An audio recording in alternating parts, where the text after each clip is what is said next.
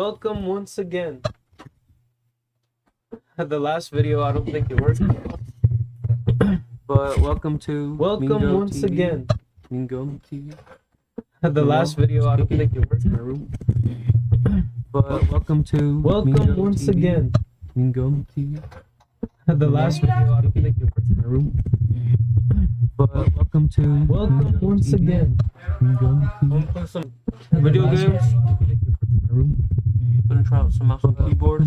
Welcome once again. Play some video games. Gonna try out some mouse and keyboard. Welcome once again. Play some video games.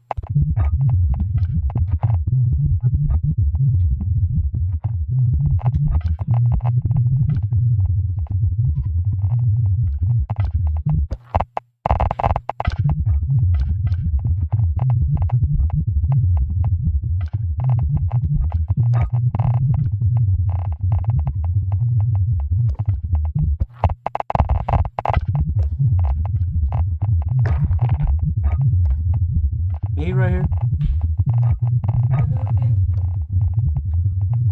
¿Para qué? ¿Para muchas cosas?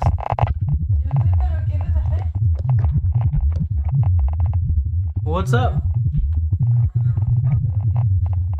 Ah, es que quiere jugar la computadora para muchas cosas.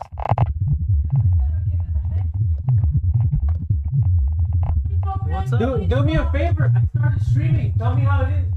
Ah, es que quiere jugar la computadora para muchas cosas. Just for like first game. I'm just a play star. Do me a favor. I started streaming. Tell me how it is. Ah, es que quiere jugar la computadora para muchas cosas. Just for like first game.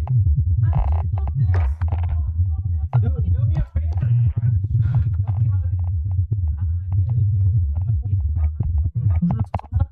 Do me a favor. Tell me how it is.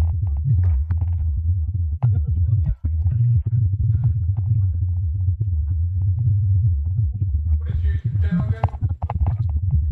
Mingo. Mingo.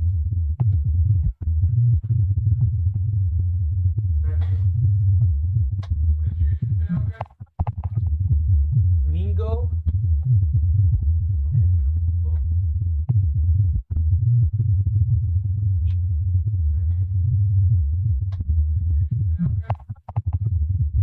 Mingo.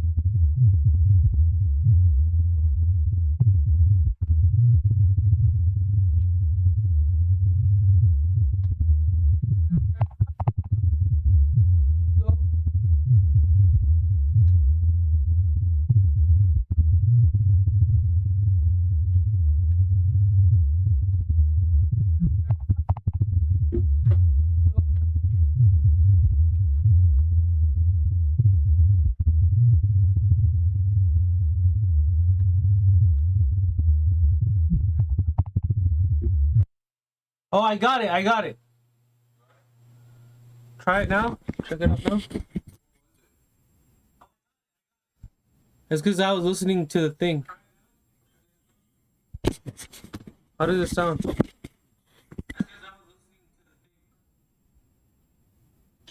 Now it sounds fine. Huh? Now it sounds fine. It sounds good? You can't hear the PC that much?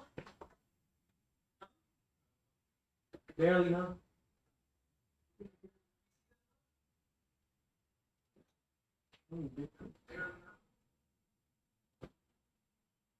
I just hear that. It's like a little. Yeah. Did you edit your layout? What? Like how?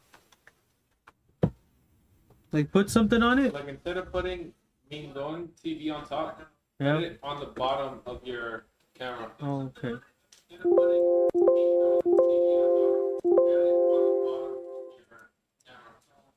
¿Por qué estás siguiendo ahí el programa?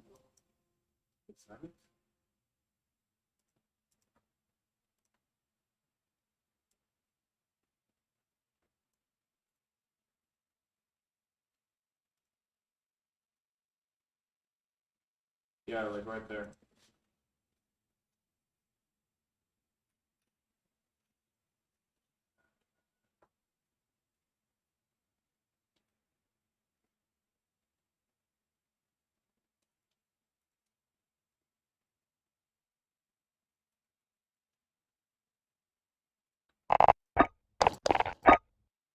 Here, just watch this game and tell me how it looks, okay?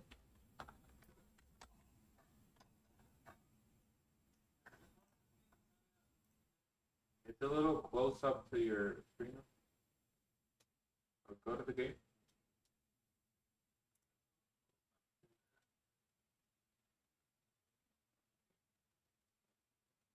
How does it look? It looks close, dude. It looks like it's like a zoomed in. Let me see.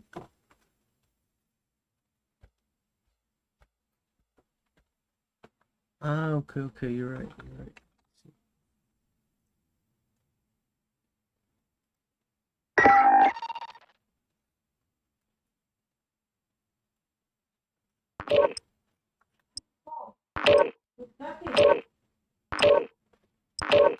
Te voy a chingar, ¿eh? Now? Ahora estoy pegando. It's still close up. Watch, it's about to change.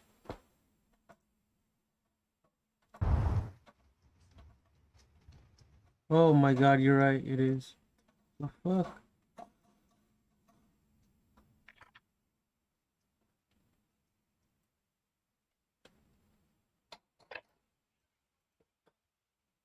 Hold up, hold up.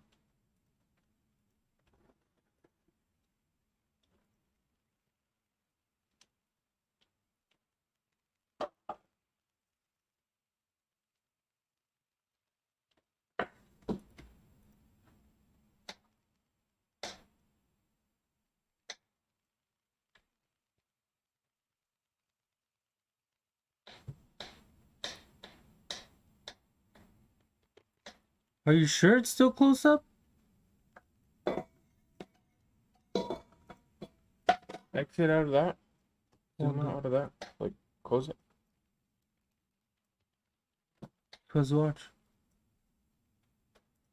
Now do it, watch.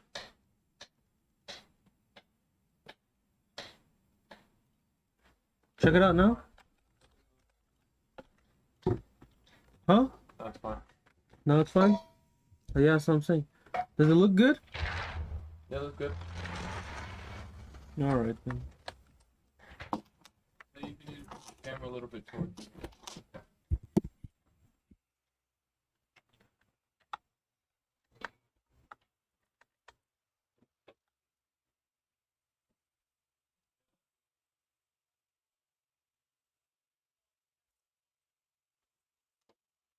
Put on your light. Let me see the light. What light? Your room light. It sucks, dude.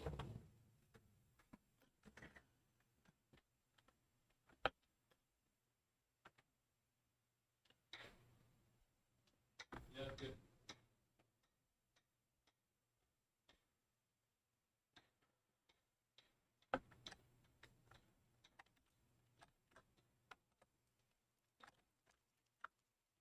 Holy shit.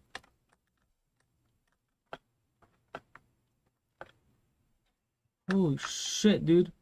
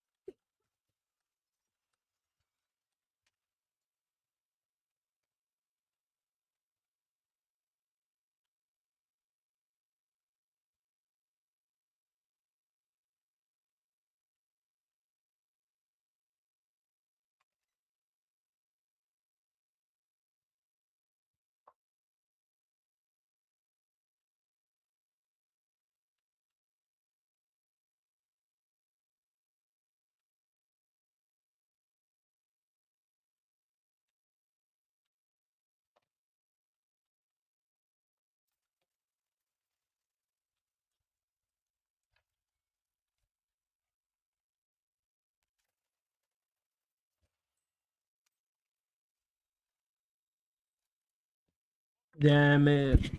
Damn it.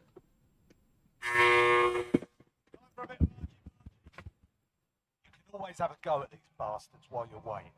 Give them some choice. Smash their mugs with World Cup stuff.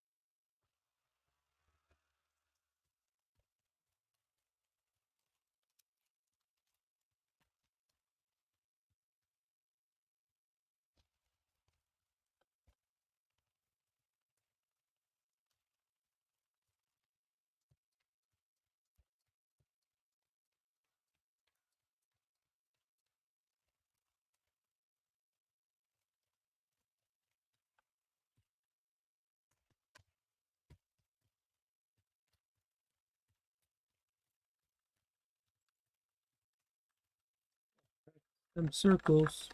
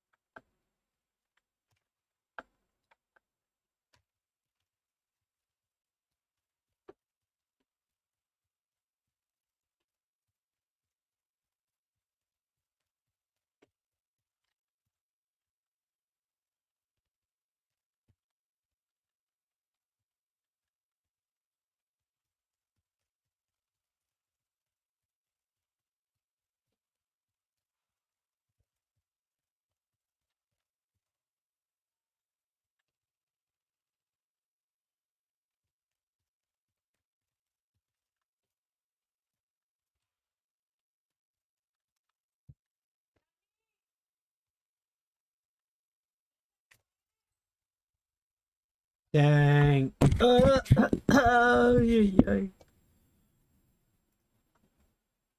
See, dude. That DPI converter is stupid.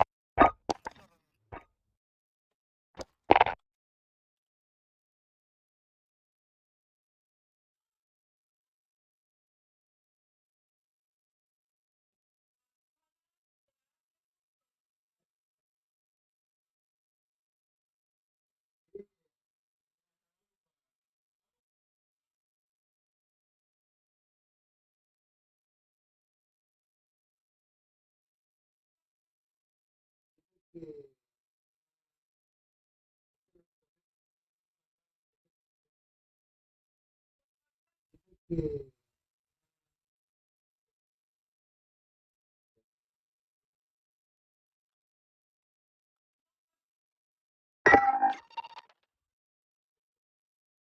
Hello. Hello.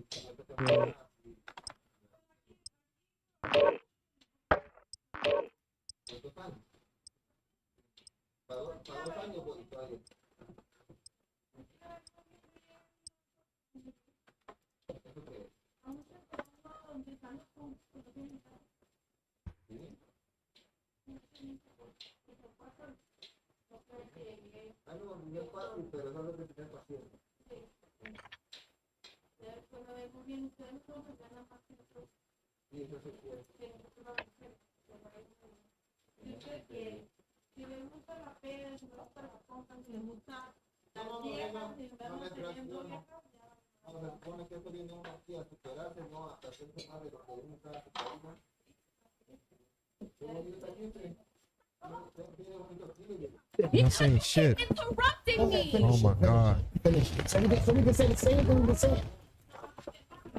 YouTube, so reviews. One more video. Guys, you already know what time it is. Today, we must get after. All right.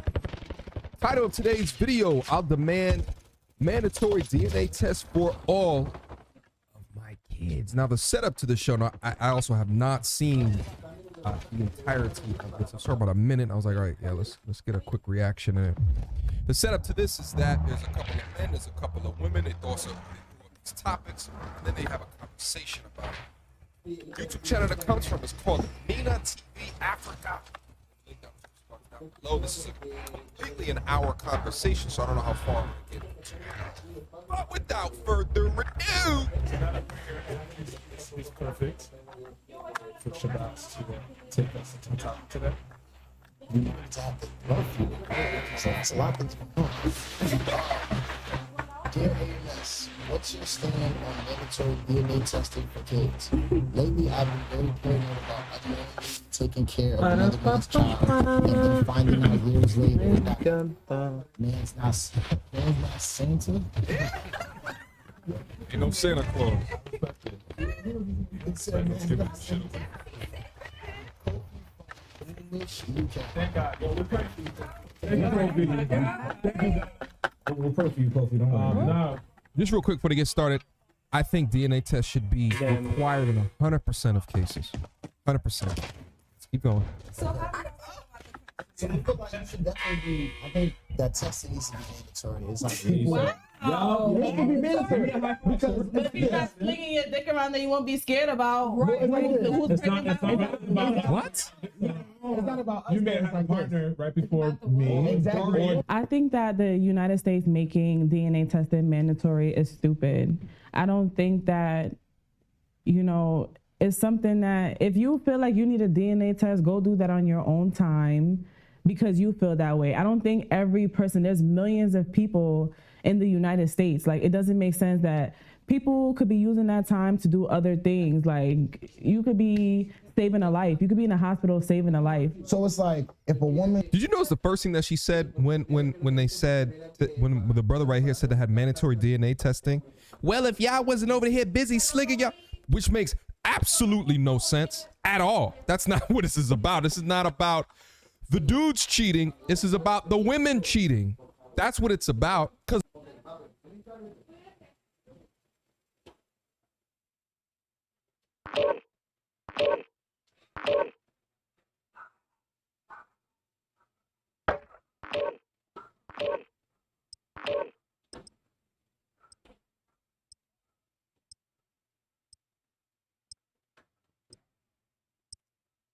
Okay, we are in the Top Chef kitchen. We are thinking of names for this, more like Mercury Chef or Teflon Chef. because it causes birth defects. Cancer.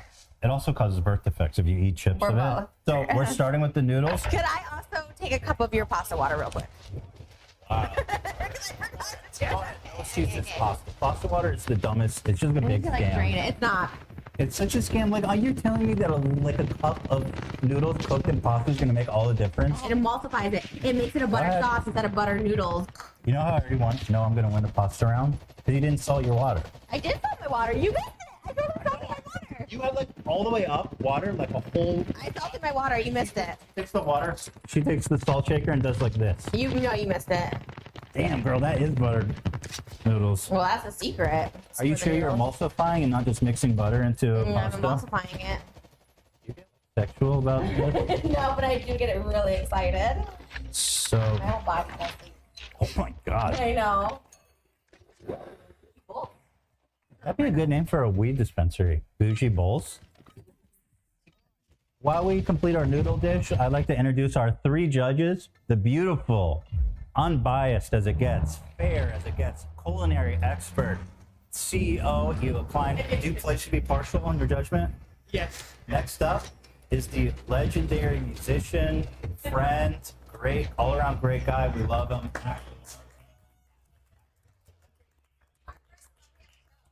You have the credentials to be judging our food? 25% Italian.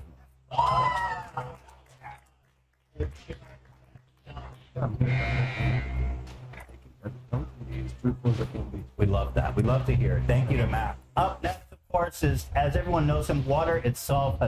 We're going to have to wipe up after him. Water Moses is here, ladies and gentlemen. Last time, you know, we had a competition like this. We were decorating cakes, and Trisha won because everyone was scared to vote against her. No, everyone was no. And literally, everyone in the comments was like, "Oh, Trisha just won because the crew's scared of No, her." everyone in the comments was like, "I want physical fitness." They put everything. You cheat on everything. Ew. Ugh. You're ready to try mac and cheese? Yes, ma'am. Oh, You know what time it is? that was so nasty. Oh my god, no! Stop. That is mac Stop and cheese. crying. That is not a The butter rule was that we would make our best pasta dish. Trisha, you remember things. I What do you could want? make Big ziti great, but I didn't know it was a pasta dish cook-off. I thought it was Big butter noodles. ziti? You're making mac and cheese. Yes, I'm making mac and cheese. Because we have Mac DeMarco, so you all will get in good points with the same name. I'm trying to tune into his Mac bias. DeMarco butter noodles. We can name it after him. Because mac and cheese. You don't like? No, it's great. I mean, No! Don't do it on my stuff! look at that. Look at that. Ethan's world famous DeMarco mac and cheese. Like the mac and cheese I used to have at the YMCA when I was a kid. That's not a compliment. Oh, it's good. It's good. Camp counselor mac and cheese. That's points for nostalgia for me. Okay, I like that. This also reminds me of, like, you know, the hot shelf at Vaughn's. They got the Oh, killing no, it. no, but don't get me wrong. I mean, they're good. Cheeses that I They love. clap hard. I love these mac and cheese. Yeah. Mine that's been sitting there, you know, since the beginning of the day. 7.5. Okay, I'm happy with that. The pasta is cooked well. Thank you very much. Thank you, chef. Consistency is good. I like how sticky it is. 8 out of 10. Really? You have to spend your rest of your life with me. I think it's perfect. Oh my god. Ryan. I do. Give it a rating. Just to not seem ridiculous, I'll give it a 9. All right, thank you. She wanted to give it a 10, but we'll take a 9. Here comes the hater. Yeah, it just tastes like nachos and pasta. I'm like, Nachos? Yeah. Come on. It tastes like a Lunchable. My hands are clean, everybody. My hands are clean. Peace and love. Max is going first as Italian. a celebrity. I'll say another staple of the YMCA daycare that I did. Dude, why is me banging over there, dude? Parmesan, it adds a big plus. I mean, tell you that. Yeah. Shredded. I shredded it myself. It's sharp Parmesan. You shredded it yourself. You act like you made it. Yeah, the Parmesan, you can taste that fresh grating. Ooh, I just did it. Out of 10, I'll give it an 8. By the way, I'm 14% Italian. Eva, wouldn't that make you 14% Italian? Ancestry. You guys have the same parents, right? Pasta itself is cooked perfect. The butter, the parmesan, make it quick. A good 8 out of 10. I will say I'm not a fan of Parmesan. Oh, wow, then we lost with that one. I'm gonna give it a 7.5. Amongst yourself in private. Just based on, you know, the heritage of my blood, my roots, I'm gonna have to go with the spaghetti. The butter noodle. It sounds like it's butter. Really? I came here expecting to eat pasta. Spaghetti with butter, Parmesan cheese. That's an Italian cheese right there. Yeah. Mac and cheese. Not as Italian. Thank you. Thank you. It was not. It was Not saying I don't like mac and cheese, Okay. but Okay. You doing your best De Niro over there? So we're working on the potatoes. This is round 2 after my crushing defeat, thanks to my First of all, I won. Mac DeMarco, aka Judas. I didn't know that, but you're welcome. Oh my Glad you God. invited him. Now, if you want to talk texture, go ahead and get a look at this, Ian. There's nothing in this yet. I am just mashing. I am whipping. I am working on the texture. This is the most important thing: is to get all the moisture out and to whip up that perfect texture. But you could sell this. Whipped potatoes. It's called mashed potatoes. Okay, girl, look at that. That looks fucking disgusting. Look at this. There's It's just a not stick even- of butter floating in it. It's not done. I've actually never cooked for anybody except for Moses. This is my first time cooking for people. It's very interesting. God. Jeez. You're like Guy Fieri and I'm like Paula Deen. Couple fatties in the kitchen. Love that. No, not fatties. All of Paula Deen's a racist, so maybe that's not Love those huge sticks of unmelted butter on top. That's definitely gonna make all the difference. I'm sorry. Take a look at that texture. That is fucking Chef Boyardee shit, and I mean that not as a to make fun of myself. It sounds bad. You want to try mine? Perfect. Yep. Pile B.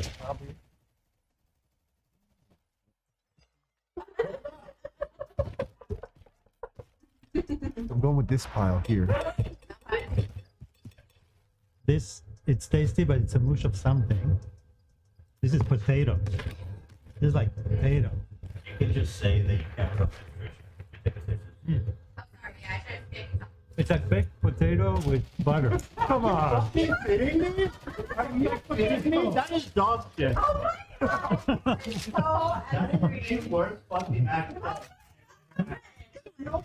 Comment on the fact that there's a quarter stick of unmelted butter on a full mashed potato.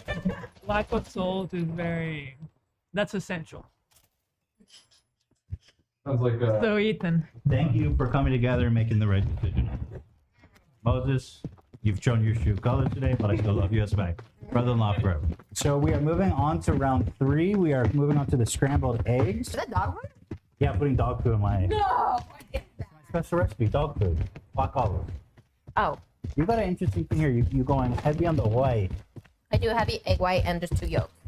White? What's that strategy? It just tastes better. It makes them fluffier. Okay, we're gonna throw some olives in. Forget about it. Ew.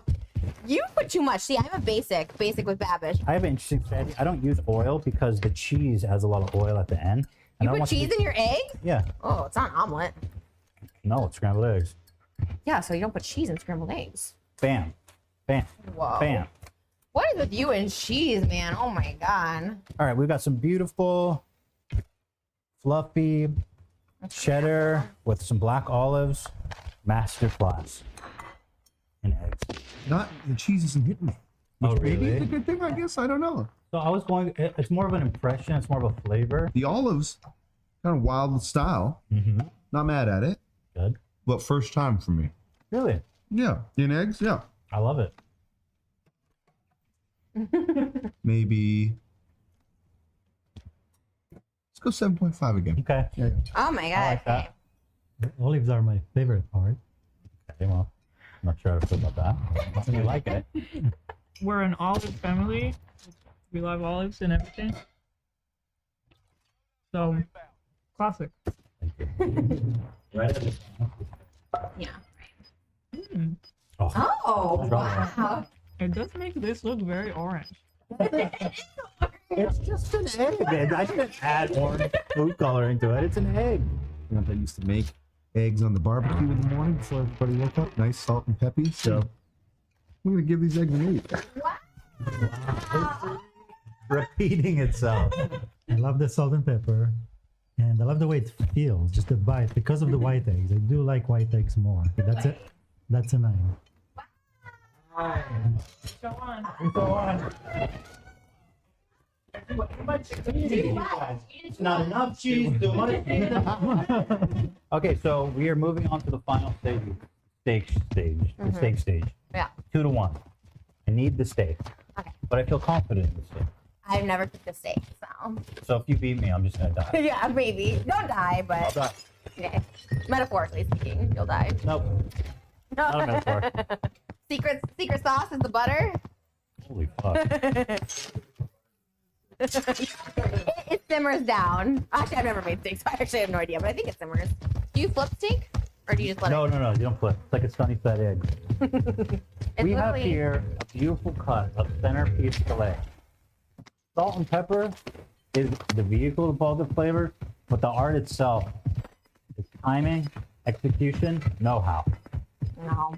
It's butter for me. I don't know what I'm doing at all. Get a close up of that. It just literally doesn't cut. I don't understand. I cut these all the time.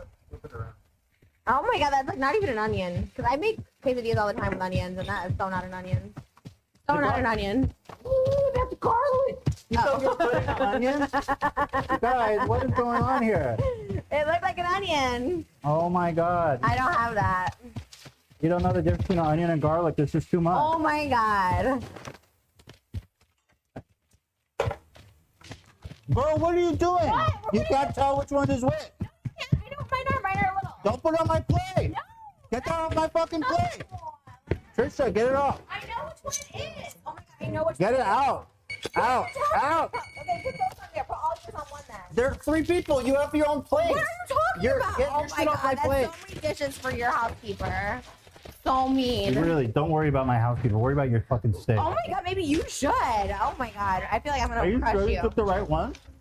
Are you kidding? You don't know your own steak? I thought your steak was so amazing. They look the same. Get it out. These are literally not the same. Get They're it like out. little- oh my god. Which one you eating? Trish. Inspection. Like pink, nice.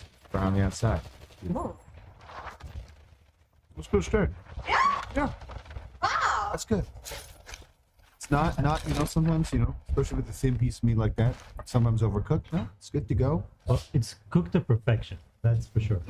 Yeah, temperature and all. I really like it. I really like it.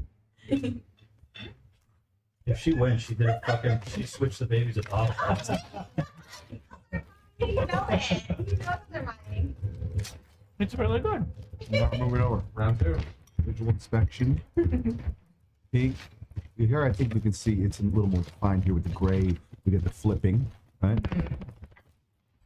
It's kind of interesting. What's interesting to me is like this one was, cooked in butter, but look at we got the bit more of a pool over here. It's also a good steak. You got a little more crisp to it.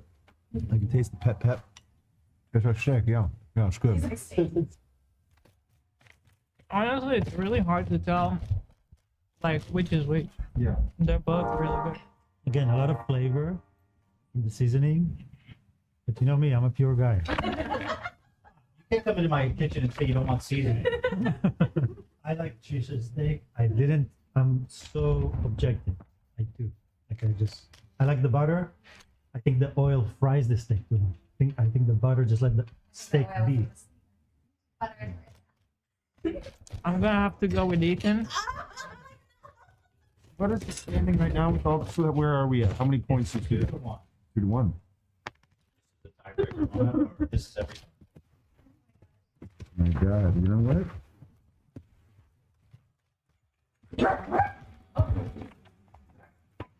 I think today I'm giving us a trip.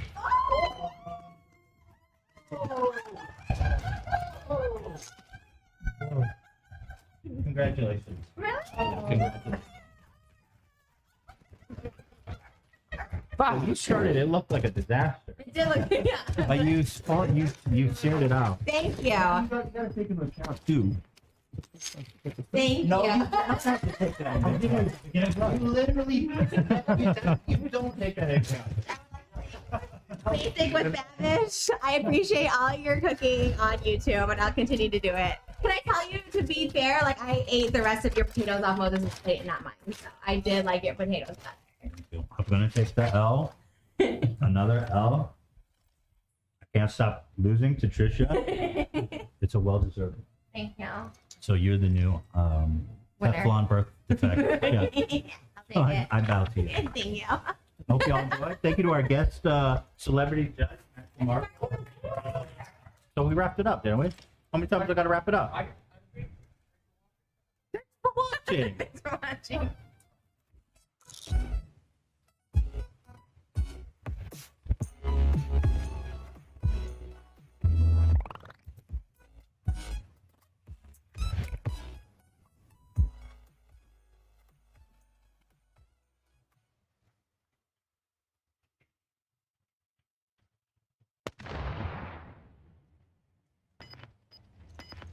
All right. We played a trivia. Stop chewing into the mic. Seriously.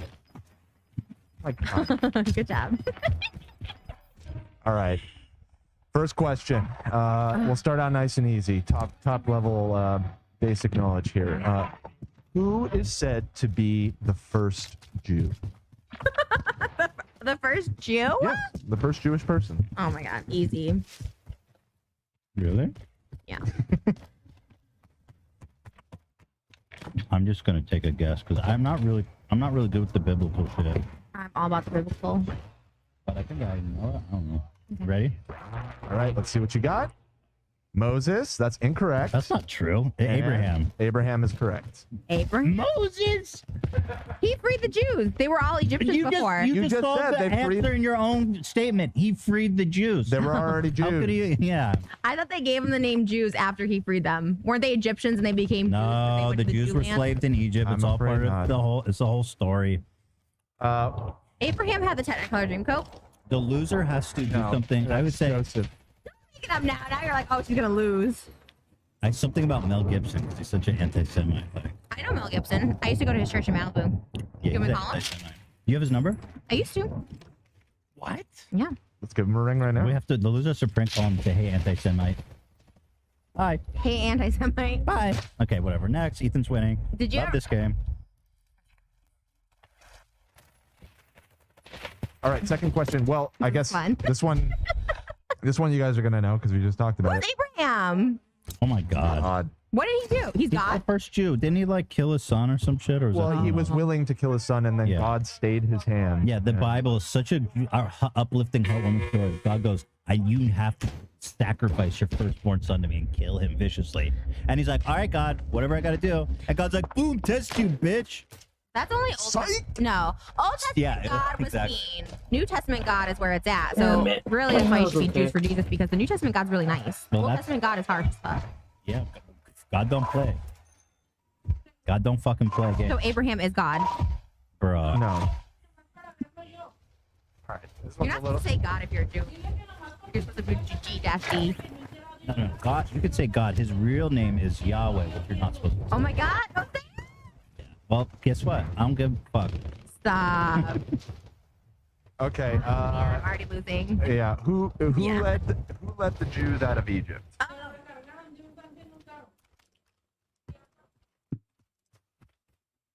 Take your time over there, Trish. Now I'm nervous. Making me Wait, worried. that's the right answer.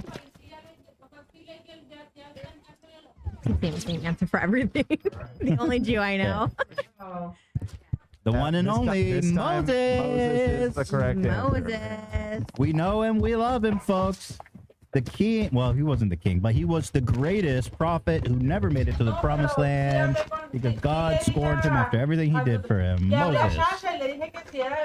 Moses sometimes referred to himself. He's like, I was a pharaoh. I was like, no, you're not the Moses. He sometimes thinks he's the Moses. Well, Moses was a pharaoh. Yeah. But he thinks he's actually that Moses. Do you think you're Moses, Moses? He thinks he's the OG Moses. You're not Moses. You're a Moses, not the Moses. He thinks he's the Moses sometimes. Sometimes he does think that. I'm like, are you trolling me? He says no. Sounds like you will. You're like, babe, I was a pharaoh. I'm like, you're not a I pharaoh. think he's kidding. You Well, don't. pharaohs don't exist anymore. I'm holding out that he's still a prince. I think he might be a prince of something like Dubai, and so I'm still holding out that he might be like really like. Well, what does that mean for my wife, too? Oh right, so maybe they both are Aaron. Oh, Wow, could you imagine if she's like princess? Dubai, you're in the wrong fucking... They don't really honor Jews in Dubai, I don't think. That's why they're so special. Next question, please. No, dijo que All right, we'll primero move se le off of borró the la biblical visa y stuff for luego se now. le We'll fue. come back I was later. just warming up. Well, on we'll that. come back to that, but I have a non-biblical Jewish pretty good question at for the you. Bible. Which one of the following celebrities Oh, is got it. not Jewish? Whoa. Which one is not Jewish? Ready? Yeah. Bob Dylan, Oh. Harvey Keitel, Bruce Springsteen, Winona Ryder. Wait, who the fuck is Bob Keitel? Can you show me a photo? Harvey Keitel. Harvey Keitel? Oh, Harvey. Quentin Tarantino, Reservoir Dogs, Pulp Fiction. Can you show me a photo? Oh my God, that's on. Okay, chill. Harvey has No, like sí, iconic. sí le creo bastante y no crean que no. See a photo. Why? I have a right to know who he's referring to. He doesn't want to look at his nose. You don't have a big nose. Yeah, I just want to look at his big, beautiful Jewish. Your man. nose is not big at all. Okay, thanks, stereotype. This guy, Pulp Fiction. Yeah, I know him. Okay. Okay, so run me those names one more time. Okay, the names are Bob Dylan, Harvey Keitel, Bruce Springsteen, Winona Ryder. Interesting.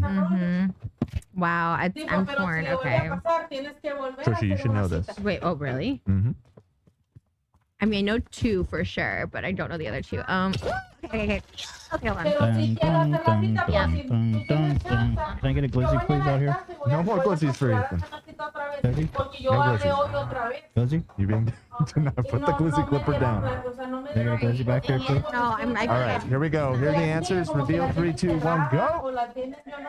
Trisha, you got it right. Bruce Springsteen is not Jewish, Man, I thought he. but Adam Sandler's mother thinks he is. My brother Oh, that's a line had from an the epilepsy. song. All of those people that I listed Bring it are in, in please. Yeah. in the Adam Sandler Hanukkah. Oh man, your research is the Hanukkah Trisha song. Paytas is not Jewish, but I love to put some more in her. That's the reason, yeah. I get Jewish on me every night, you know what I'm saying? O sea, que le está pasando esto y ya van 2 meses, 2 veces. Y él dijo, sí, sí, sí, sí. Sí, ajá. Y el segundo le dio en la clase que Emilio también lo vio. Sí, ajá. Sí, me acuerdo. Pero ya está pasando, ya no. Sí, no, pero sí voy a, sí, o sea, sí quiero que le hagan un examen. De hecho, Alex le dijo, ¿sabes qué, men? Que te hagan un MRI porque eso no es algo bien.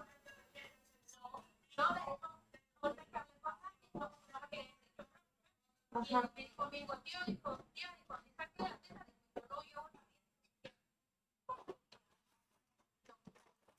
No, sí, sí, yo sé que sí, hija.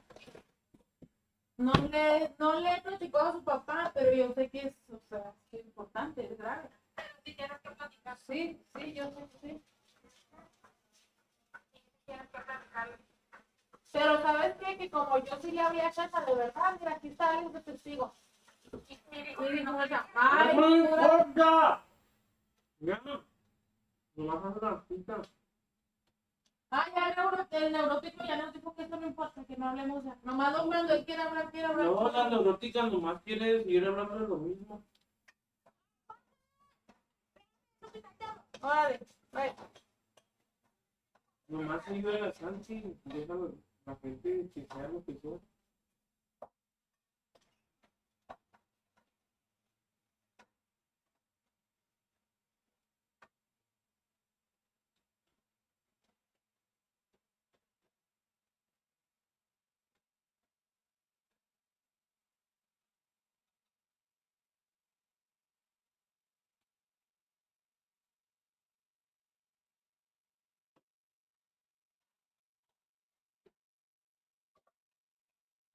Me gustan mis papas y todo lo que yo hago. Pero si yo pidiera un favor de ti, no pudiera. Harías una mala cara. Ay, otra vez lo de Dani. Otra vez lo de Una mala Dani. cara. Y no, yo no saqué la troca el otro día solo. Solo con eso. No, sí, yo saqué la troca casi solo, él nomás vino a ayudarme al último.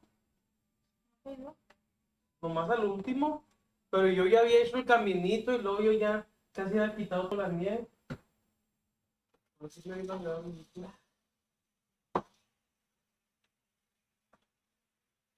¿Dónde está eso? Yo los ayudé cuando ellos se quedaron atascados. Ahí.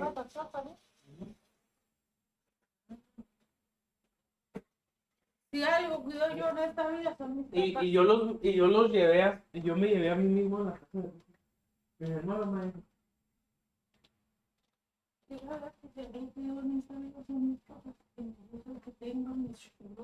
No, yo sé, porque no nomás cuidas tus papas, cuidas las mías y mis dulces también.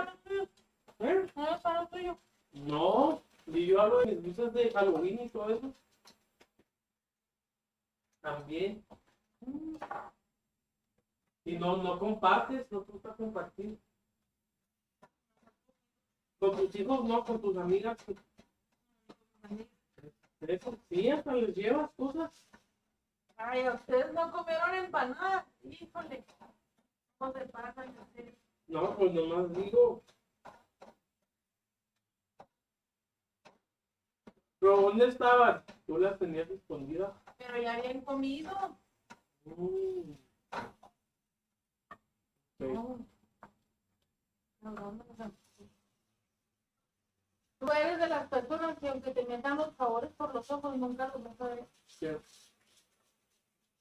Tú eres de las personas que nomás se beneficia a sí mismo. ¿Sí? ¿A poco todo lo que tengo nomás es para mí? ¿Y ustedes qué no lo han aprovechado? ¿No siguen viviendo de ahí? ¿No sigo yo de todas Pues sí, maneras? pero le tratas de sacar beneficio. Mentira tuya. Eso es una mentira tuya. No.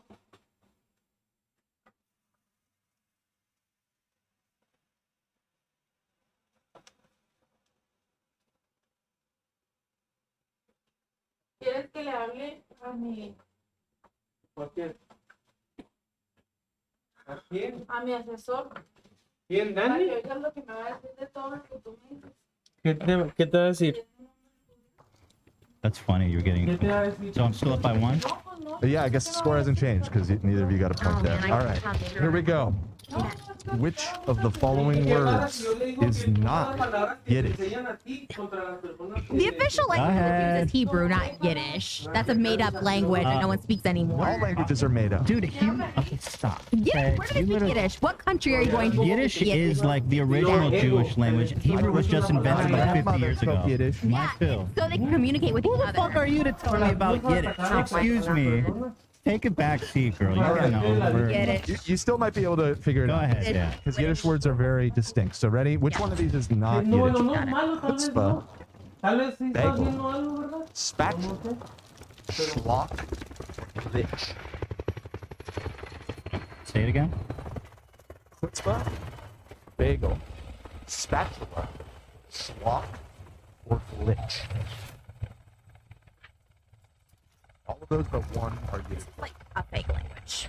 The Jews did not speak Yiddish. You are so fucking full of shit. You They literally made this don't know what language the up after. You're Jews were talking about freed. Hebrew. Oh, you don't know what you're talking about. Yiddish. Hebrew. Pero yo, todo lo que hago yo está mal. Todo lo que hago yo está mal.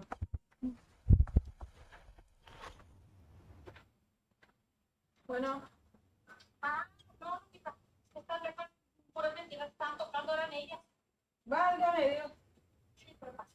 Bueno, no, pues entonces sí, mejor sacarles otra vez, porque mi hijo estaba muy preocupado. Sí, sí le voy a sacar, de verdad que sí. No le digas a mi mamá, no quiero que se preocupe ahorita. No, ya le dije. Ay, Ya le dije para que se deja. ah, ¿y qué dijo? No, pues dijo, mamá, ya se la había matado. Y de todo yo ya hablé para ver si me daban una a mí, porque ella no la puede llevar. Y lo llevo yo porque Sí, a la hora que te la den, eso es lo que le dije a la muchacha, es que no me importa la hora. Lo que me importa es que lo revisen. que la den, ajá.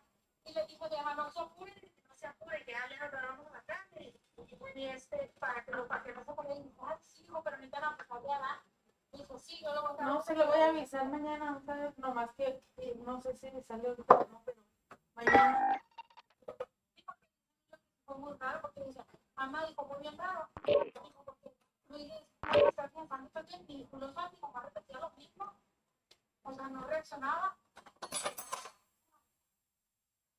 Sí. No, entonces sí, no creo que Santi juegue más. No, no, y como ya le pasó, eso es lo que me preocupa, ¿verdad?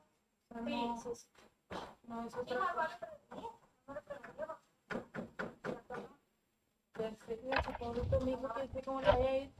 Le digo yo que es que está muy grandulón, oye, si no toma agua y si no come bien, porque están grandes ellos, si no comen bien y se están restringiendo de comer por no tan nosotros. ¿Sí? Ya ven las consecuencias.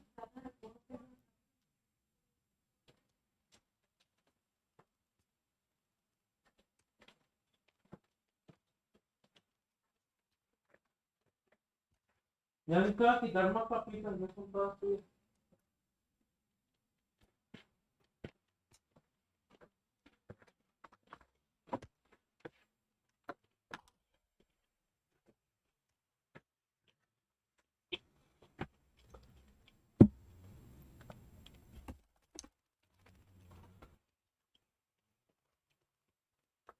Was made up. Language. Oh my. It's the official language of Israel. And you know who spoke Yiddish? All the fucking Jews before they were mass murdered in Germany. I do feel sorry for them. That is sad. That was a sad incident. And imagine you sitting here telling their ghosts. You're right. that their language says- I'm also. Let me issue another apology. Noah, Dixie, and the Jews that You spoke Yiddish. bump the Jews in with Noah and Dixie. Do they not deserve the same amount of respect? You deserve each one an individual apology. Noah's a Jewish word, so he might be Jewish. Okay. Kind of like an overlap. I mean Noah's Ark. Dixie, not biblical. God, this is hard. Can you just guess? Did you write one already? Yeah.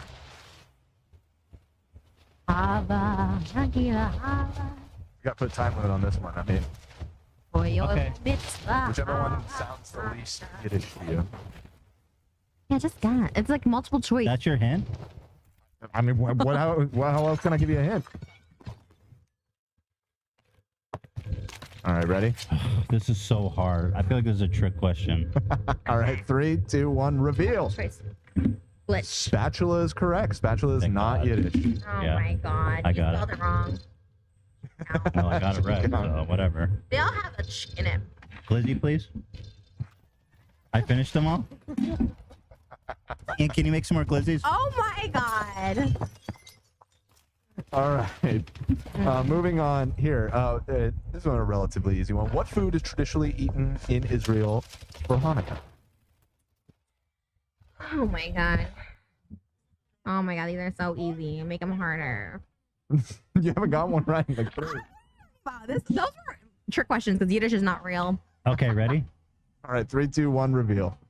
Jelly donut. Jelly-filled donut, also known as sufganiyot in Hebrew. Oh. Okay, whatever, you know. Styling.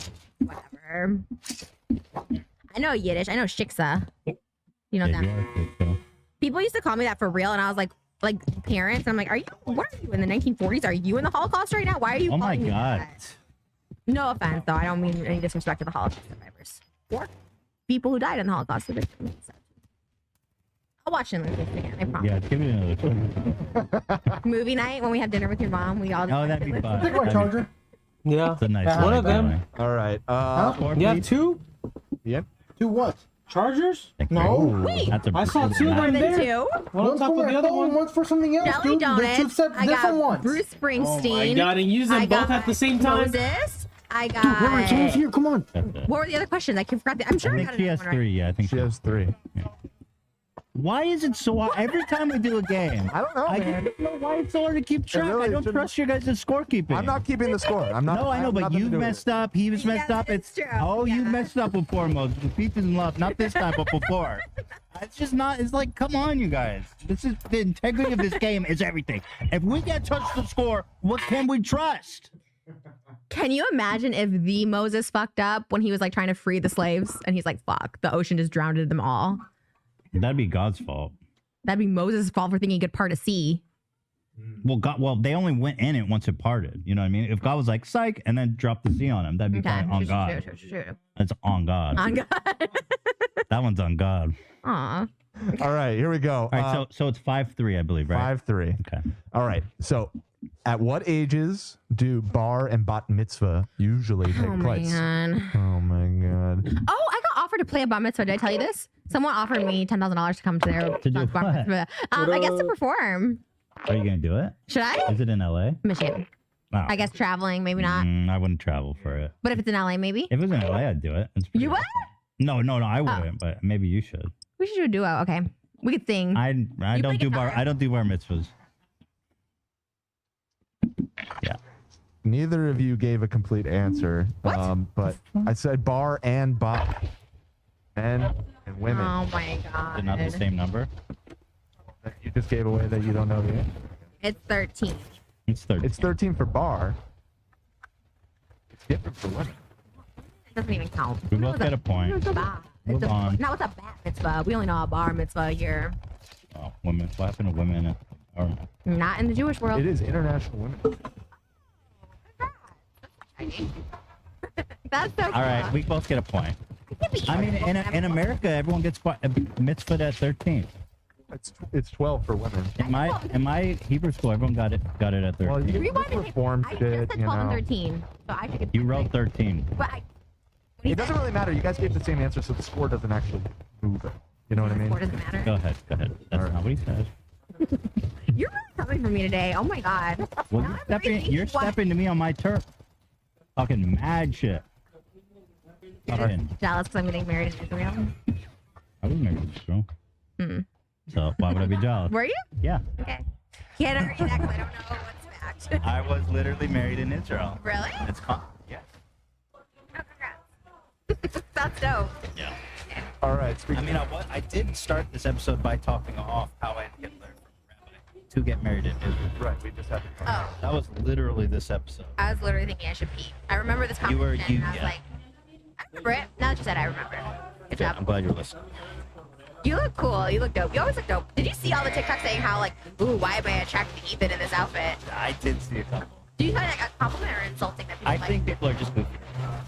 No, you did actually look You look really pretty good. Yeah, you did look like In you that look last like episode. But is that an insult? Because they're like, why do I find him attractive? No. You like it. You take it. No, I'm not used to the past, like, what? Since I've been, like, fat, which is, like, the past 5 years, not I fat. don't expect anyone to be attracted to me. No, I don't think You're literally not valid. Stop saying you're fat. 'Cause you're definitely not. Well, I'm not, like, I'm like, unattractively chubby. You're attractively chubby, I would say. Oh, well, thank you. A lot of people can't pull off being chubby. I think I pull off being chubby too. Well, I don't have a choice. I'm chubby. So We're whether I more, pull it off or of not. we're more of the attractive chubby people. We're You like think the so? upper echelon of chubbies. Aw, thanks. Chubby cuties? I know where we're going. Are we Are chubby cuties? That's cute. I like that. Chubby That's cuties. awesome. Can you make sure you make a double XL in our front of me setting? Of course. We'll do up to 3XL. Dope. Yeah. Go I'm ahead. a double XL kind of girl. All right. Yeah, of course we'll do that. Here we go. Name the 3 largest ethnic groups of Jews in Israel. Largest what? Ethnic group. What is that? What does that mean specifically? Like colors of skin? What's that like define? Countries? I don't know how to more define ethnic group than Because like ethnic could be. like the difference between. Oh, religious you're and meaning like those hard, complicated words? yes, yes, the hard. Oh my complicated words. god. There's 3, sort of the 3 biggest ones. Wait, 3? You said 2. No, I said 3. And if I said 2, I meant to say 3. You said 3, yeah. Cause Wait, that's what? what threw me off because I was like, I knew there was 2, and then I was like, wait. Wait, what the fuck? You said 2. There's only 2, bro. There's 2 major ones. You're literally wrong right now, Dan. Even Moses is like, I don't know what you're talking. You know the third one? Oh, maybe I do know. Yeah, exactly. So maybe that is.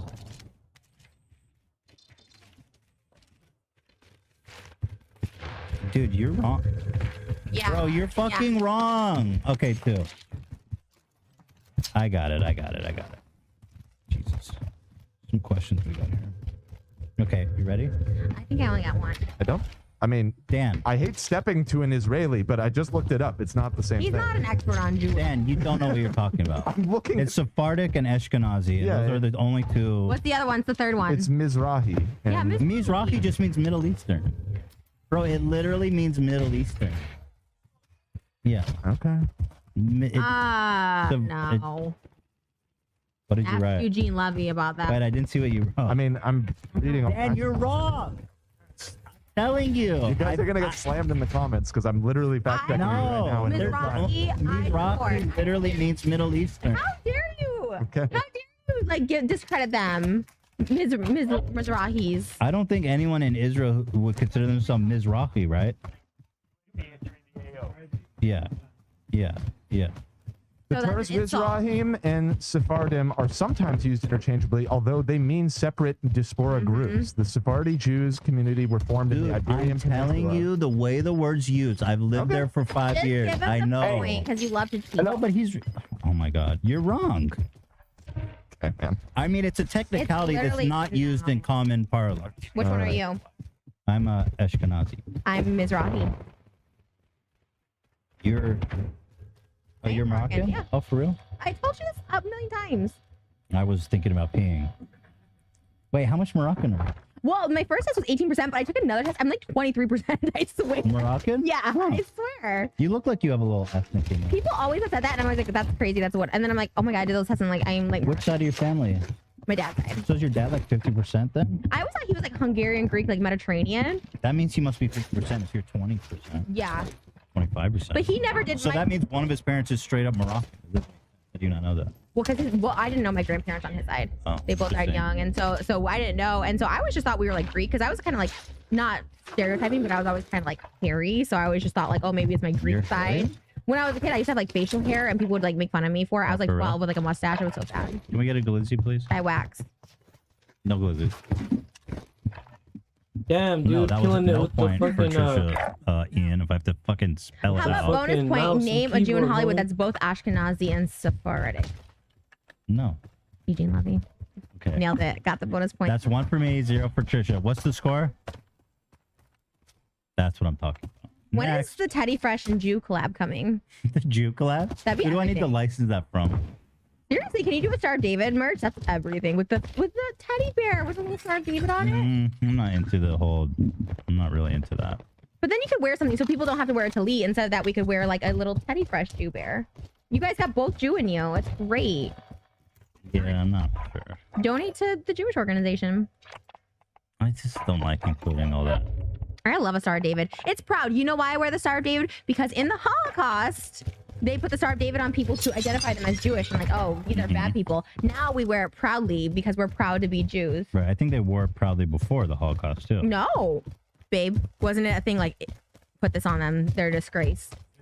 Oh, I know that happened in the Holocaust, but people wore Star of David before the Holocaust. Well, now we can wear this and not get killed. Right. So wear it proud. Wear it proud. So it But should you're be not a a Teddy Jew. Fresh. You wouldn't be in a Holocaust. You wouldn't be in a concentration camp. Where would I be? I don't know. Okay. Not there. I wouldn't care. I would sacrifice myself. If I could go in place of my fiance, I would go in front of him. Really? Mhm. Well, it's so nice of you to say it now. I There's no would. risk to your I so would. I would hide him. That'd be the person I'd be. I'd hide him in my house. Well, I guess we'd be married, so he's not hidden. Mhm. We'd be on social media. They'd be like, we see him. I wonder if the wife of a Jew yeah. I don't know that there was much intermingling back then. I don't think Jews married non-Jews. Was it really that bad? Like it was like almost like interracial like back then, right? Like it was like. I think I think the Jews just really kept to them. They just married within. They still are like that Jew crazy, being like, we only want to marry a Jewish Yeah. woman. Okay, calm Yeah. down. Yeah, it is still like that. But back then it was even more, because you can imagine. Next question, please. Thank I you really so do much. Peace respect and the love. Jews. I want people to know I really love them from like a place in my like gut. Like I love them so much. Or heart. Gut? I don't know what the fuck you're. You gotta. I just love Jewish culture. I just wish I had a culture. I really don't have an identity of my own. That's why I'm like trying to be so many different identities because I don't know. You're Moroccan. Apparently. Crazy. What do you don't? What's the background of your family? I don't know. My mom doesn't know hers at all. But like we do have Greek in us, and we do have Hungarian and stuff like that. We have like that stuff. But I just thought I was like nothing. Why not else. find about the Moroccans have a rich culture? Yeah, maybe I shouldn't. I And never. their food is bomb. Oh, I love Moroccan It's chicken. so good. Maybe I should cook that. Yeah. We have to have a cook-off because people are saying I'm a better cook than you now because I've been cooking. I would love to have a cook-off. I feel like we should definitely do that. I thought, yeah, people want gonna that. cut Maybe it next out. week. Thank you, binging with Babish. I learned the recipes from him. All right, next Can question. we get Babish on the show? Yeah. Actually, that one is gettable. Really? Why not? I mean, it's just Babbitt. You know him, right? Yeah, they've been with Babbitt. Oh yeah. What is They've it? been with Babbitt. No, it's not Bab. Babbitt. Basics with Babish or Babinish Culinary University. Bibbing with Babbitt. He taught me how to make a great bechamel for my mac and cheese, and it's amazing. Okay. Dan? All right. Thank you so much. What is the name Sorry, Schrader. for the Sorry. What is the name for the practice of Jewish esotericism that in recent decades has been co-opted by many Western celebrities such as Madonna, Ashton Kutcher, and Ariana Grande? This is a weird one. You got it? Easy. Kabbalah. Kabbalah. Both got it. That's the point. Kabbalah. Yeah, that shit is weird, the whole Kabbalah thing. It's your part of your culture. The Kabbalah thing is like a weird ass sect of Judaism, right? It's like kind of just odd dudes doing weird shit. It's just mysticism. We should get some red strings to wear on our wrists. Or, Also, were you teased as a Jew growing up or no? Not really. No. Ventura was like whatever. yeah, there's lots of Jews. Nobody gave me any trouble. Yeah, we never knew that as like a thing. But I went to college and I met like some foreign exchange students from Europe, and they're like, I have never met a Jew in my whole life. And I was like, really? She's like, I did not expect that you would be like this. I was like, what? So Same. I never met a Jew until I moved to LA. yeah, so that's super weird, but I think that's why the Jews live in LA and New York. Right. It's a little It's dicey weird if you're out not there. Jewish. Yeah, it's a little dicey. It's weird if you're not Jewish. Exactly. That's like an LMG. Hey. Go ahead, Dan. All right. This one is sort of a name as many as you can style question. List as many of the 10 plagues of Egypt. Oh my goodness. As you can. And what? The 10 plagues from the story of Moses. Oh, right. Is that true?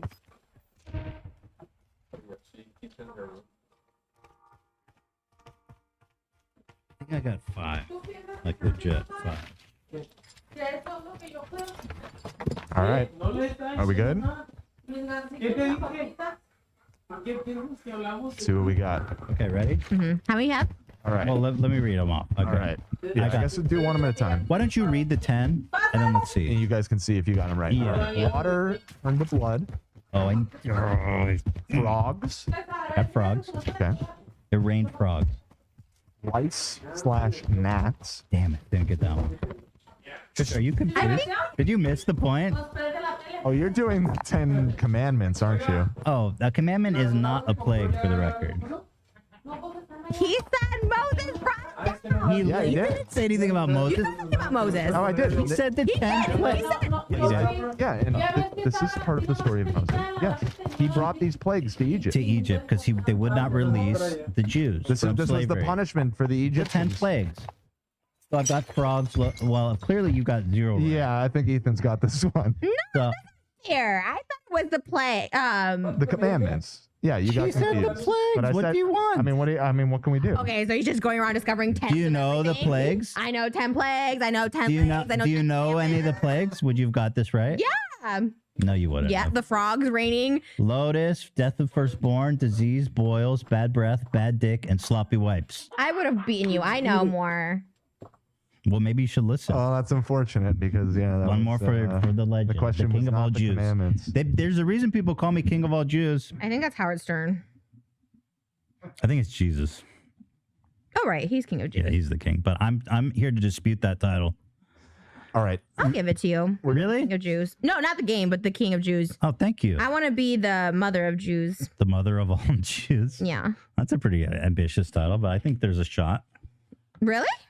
I think there's a shot you could recognize for that. Thank you. Go ahead, Dan. All right. Just a few more. Here I we just go. misunderstood for the record because I knew those. During Rosh Hashanah, Oh, nailed it. when do you eat apples dipped in honey? When Yeah, when? or why? Because I know why. When? Even Moses is like, sorry? You mean during Rosh Hashanah? But when in the ceremony? Oh my God. There's a whole ceremony? Bro, you get these. Who wrote this? Who wrote this? Tell me who wrote this. I think this just came from a Jewish trivia. Yeah, I think a Y is probably better. When in the ceremony? Yeah. Right before the celery and second before the parsley and So the you're salt. saying you don't know the end? Well, you eat it with everything. The pomegranate, the fish head, like kind of just have it. When do you do it? During the Seder. You eat it after the challah on the first night. Sorry. I but- made some bomb ass challah. Yeah, what? No, there's 2 nights. There's the beginning and end. Yeah, Rosh Hashanah. This is a contentious question. Let's throw this one out. All right, Skip. I love that part of it though. I love the apples. The apple and the honey. Mhm. Every time. Mhm. Slaps the fuck. We had Rosh Hashanah together last year. That was the beginning of the end where Oh. you hated me. To be, yeah. We'll do another. You know why? You guys know why? You guys know why it went so poorly? You didn't eat the apples dipped in honey after the mold. We'll do another one. We'll do another one. Oh, because your guys' mom is coming. Hopefully, we're gonna have a slapping, banging motherfucking. Passover? Her cooking is like off the rails, bro. I'm so nervous. I'm so excited. Yay! Nah, their mom's great. Can I say the prayers? You think? Where's what? There's no rules. Okay. So excited. All right. Gonna be so much good. Just a few more questions. What is the name of the Jewish circumcision ceremony? You know it? Yeah. Bris. Oh, good for you. You both got it. You know how many days after birth? Well, of course you do. You just had a baby. Do you know? You didn't finish your question. How many days after birth that it's performed? Oh, well, I did mine like the day after. No, not close to you. 8 days. Huh. I almost included that question. I was like, there's no way to do Ah, I'm an expert. I'm about to have a Jewish baby. We need to know when to get the rabbi in here. I recommend doing it at the hospital. We're gonna have a water birth at home, so probably not. Okay. You guys, is that what you want to do? Well, All right. Let's just do one. Let's do one more question. You want a water? Of course you do. Moses, you want a water birth? Of course you do. Oh my God! You better have a doc. You can have a doctor on standby. Okay. it's not a troll. Like, he really loves water, and I'm like, I mean, You should take her to the hospital. oh, COVID. Oh, you can do a water birth if it's in a hospital. Then We have a big ass pool, babe. We can just do it there. Oh yeah, Honestly. it's gonna be nice. Go swimming afterwards. Take a dip. He wants a water, baby. Cool down. Yeah, do it. If you do it at the hospital, that's a fine way to have a baby. But regardless, it doesn't affect the outcome of the circumcision. Right. I would have a doctor do it. Yeah, for sure. No, Rabbi is fucking done with their job. You want to do it? Where did you extrapolate that? No. Oh, okay. The rabbis like suck off the baby, You can watch them do it, obviously, so they don't do that. but they're just not trained professionals. Like a lot of times they'll mangle the kid's dick. Okay. I would just let like Maybe we'll just have girls. at the hospital. They're really they know how to. You're do an it. advocate for the hospital. I respect. Well, you say okay, whatever. I respect it. Moses said you'll have a hospital water birth. Cool. We're down. Okay, good. All right, last question. Here we go. What is the name of the mixture of fruits, nuts, and wine served at Passover? What is what? The little that? mixture of fruit, nuts, and wine served at Passover. Whoever wins this wins everything. No, what are you talking about? Yeah, Whoever but wins usually everything. it's a close game. Right now, I'm up like 5 points. Yeah. Fruits, nuts, and wine at Passover. I know this one. What is it? What? Say it again. The terminology. What's it Moses, called? do you know what this is? Okay. Can you just say that it's a term you're looking for, right? A term. Hello. Yeah, it's just, yeah. Fruits, nuts, and wine. Bro, what? I'm confused on this one. Okay. I don't think I'm correct. I wrote down what I got. All right, let's see it. Sacrifice. No, I think it's called Carlos set. Carlos said. You're on crack with these questions. Nomás yo me conozco a mí mismo. You didn't invent your own crack. I think I've been saying on crack to everybody for like at least 5 years now. Okay, I'll give you a credit. I do peace and love all the time. I still say with No, I like. I mean, you're on crack. I like that. I'll give you credit for that. I wonder if I can put if I can stamp Glizzy Gripper on the hot dog. No. So what's the final score here? You want to do one more? Can we do one for all the marbles, like for a winner? That's no. Oh, I'm out of good questions, and Okay, we're I'm done. getting really annoyed by all these questions now. I We don't wasn't. know, That's so- even. He is a That question doesn't make any. Hey, look at me. I appreciate Hey, it. literally just Google it.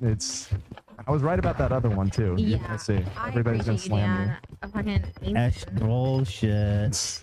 You get so mad over nothing. It's literally Jewish trivia that means nothing. I mean, to the Jews it means something, but us, it's like we're on frenemies, you know? What am I? I'm not angry. How fucking dare you? You get so angry. You're like, no, that's bullshit. It's like, it says online. It's obviously something you don't know. Literally, you don't know. I've lived it. You all don't know Oh my shit. God. Fuck both of you. I win. This show is over. And Moses agrees with me, by the way. He's not the end all be all. Just because he's from Israel doesn't mean he Well, what the hell do you know? And what does he know? He's looking it up on I'm the literally Wikipedia looking doesn't, it up in real Wikipedia doesn't time. like. Wikipedia is life. I've been in the trenches. Moses has been in the trenches. He served in the army. You have not been in the trenches. I've been in the trenches. The metaphorical trenches. Yeah, the proverbial trenches. Okay. All right, we're coming up on 2 hours. We Okay. should really wrap it up. So give me the final tally here, Ian. And to say, not bad for a goy. Not bad for a goy. A boy? A non-Jew. I'm a they. Is Goy girl? No, it's just Oh my god, derogatory. Is it derogatory? Yeah, a little bit. Damn, okay. I don't think so. I mean, I'm pretty can sure be kind of that's said in a I'm sure it doesn't mean a good derogatory way, thing. but- Like, oh, look at that great Goy over there. Yeah, that's me too. People said that to be me. Well, you are a goy. Well, you're. And clearly, based on the final score, you're goy as This it is like the gets. first time you actually legit. Girl, you are a goy. You are a Jew. That sounds racist. You call me a Goy and I can't call you a Jew? Jew is a tricky word because it both means it is the right word, but it's also an insulting word. You are a Jewish. Is that better? That's grammatically incorrect. We'll figure out how to talk. Jew crazy. Yeah, I prefer Jew crazy. Okay. That was fun. Yay. I'm not really angry. I'm just having First fun. time you actually won, like legitimately won without cheating. So congrats. Is that you true? have won. This is Yeah. the first What trivia about the he's won? science one? I dominated What you on the science? math What, and science what one. science? Oh, You Oh, look the crazy. original trivia one. from that's right. from Orthodox to Nazi. Oh my god, I love that. Do you remember Springtime for Hitler? Never mind, we gotta go. I'm not actually angry. I just want to make that clear. I'm just having a good time out here. I'm trying to be entertaining. And then you coming in with your bullshit. You look like Kiefer Sutherland right now. I love it. Lost Boys, Kiefer Sutherland. Oh yeah, the vampire. Yeah, you look dope.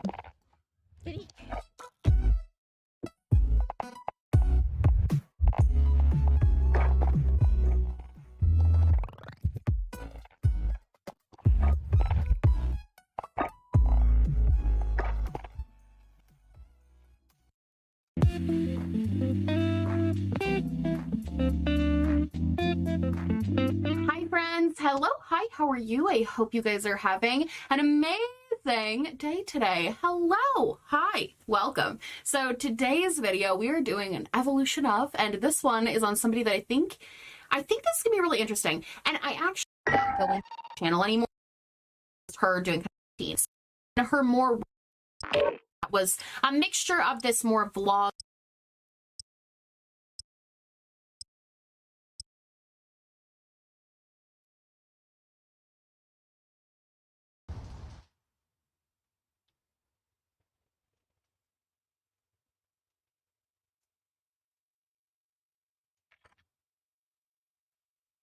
I want to believe you, but I'm kind of cold. There's a guy on YouTube. His name's Derek, and he's got a website called a channel rather called More Plates, More Dates.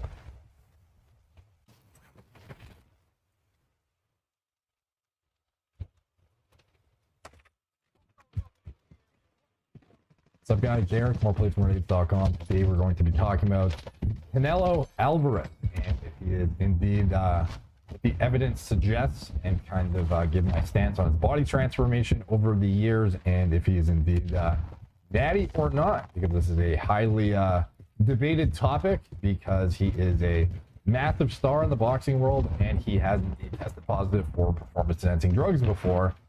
All but for a substance that many believe was contaminated in the meat he was eating, and it caused this whole, controversy of shit, and then people are questioning his natural status for the entirety of his career, or at least gained a significant amount of weight over the past, few years. He's gone up in several weight classes. So the first thing we're going to touch on Take my other charger too? is recent Joe Rogan episode where he brought me up, and they were talking about, natural versus not, detecting DVDs, pro sports and whatnot. And first, before we get to the Canelo part, which is, something I want to touch on because it's probably a nice little algorithm-friendly video, one part to clarify is this, continuous mention of me being a chemist. I probably should have clarified this, and I realized that it had become a little convoluted over the past, month or so. I want to believe you, but I'm calm. There's a guy on YouTube. His name's Derek, and he's got a website called, a channel rather, called More Plates, More Dates.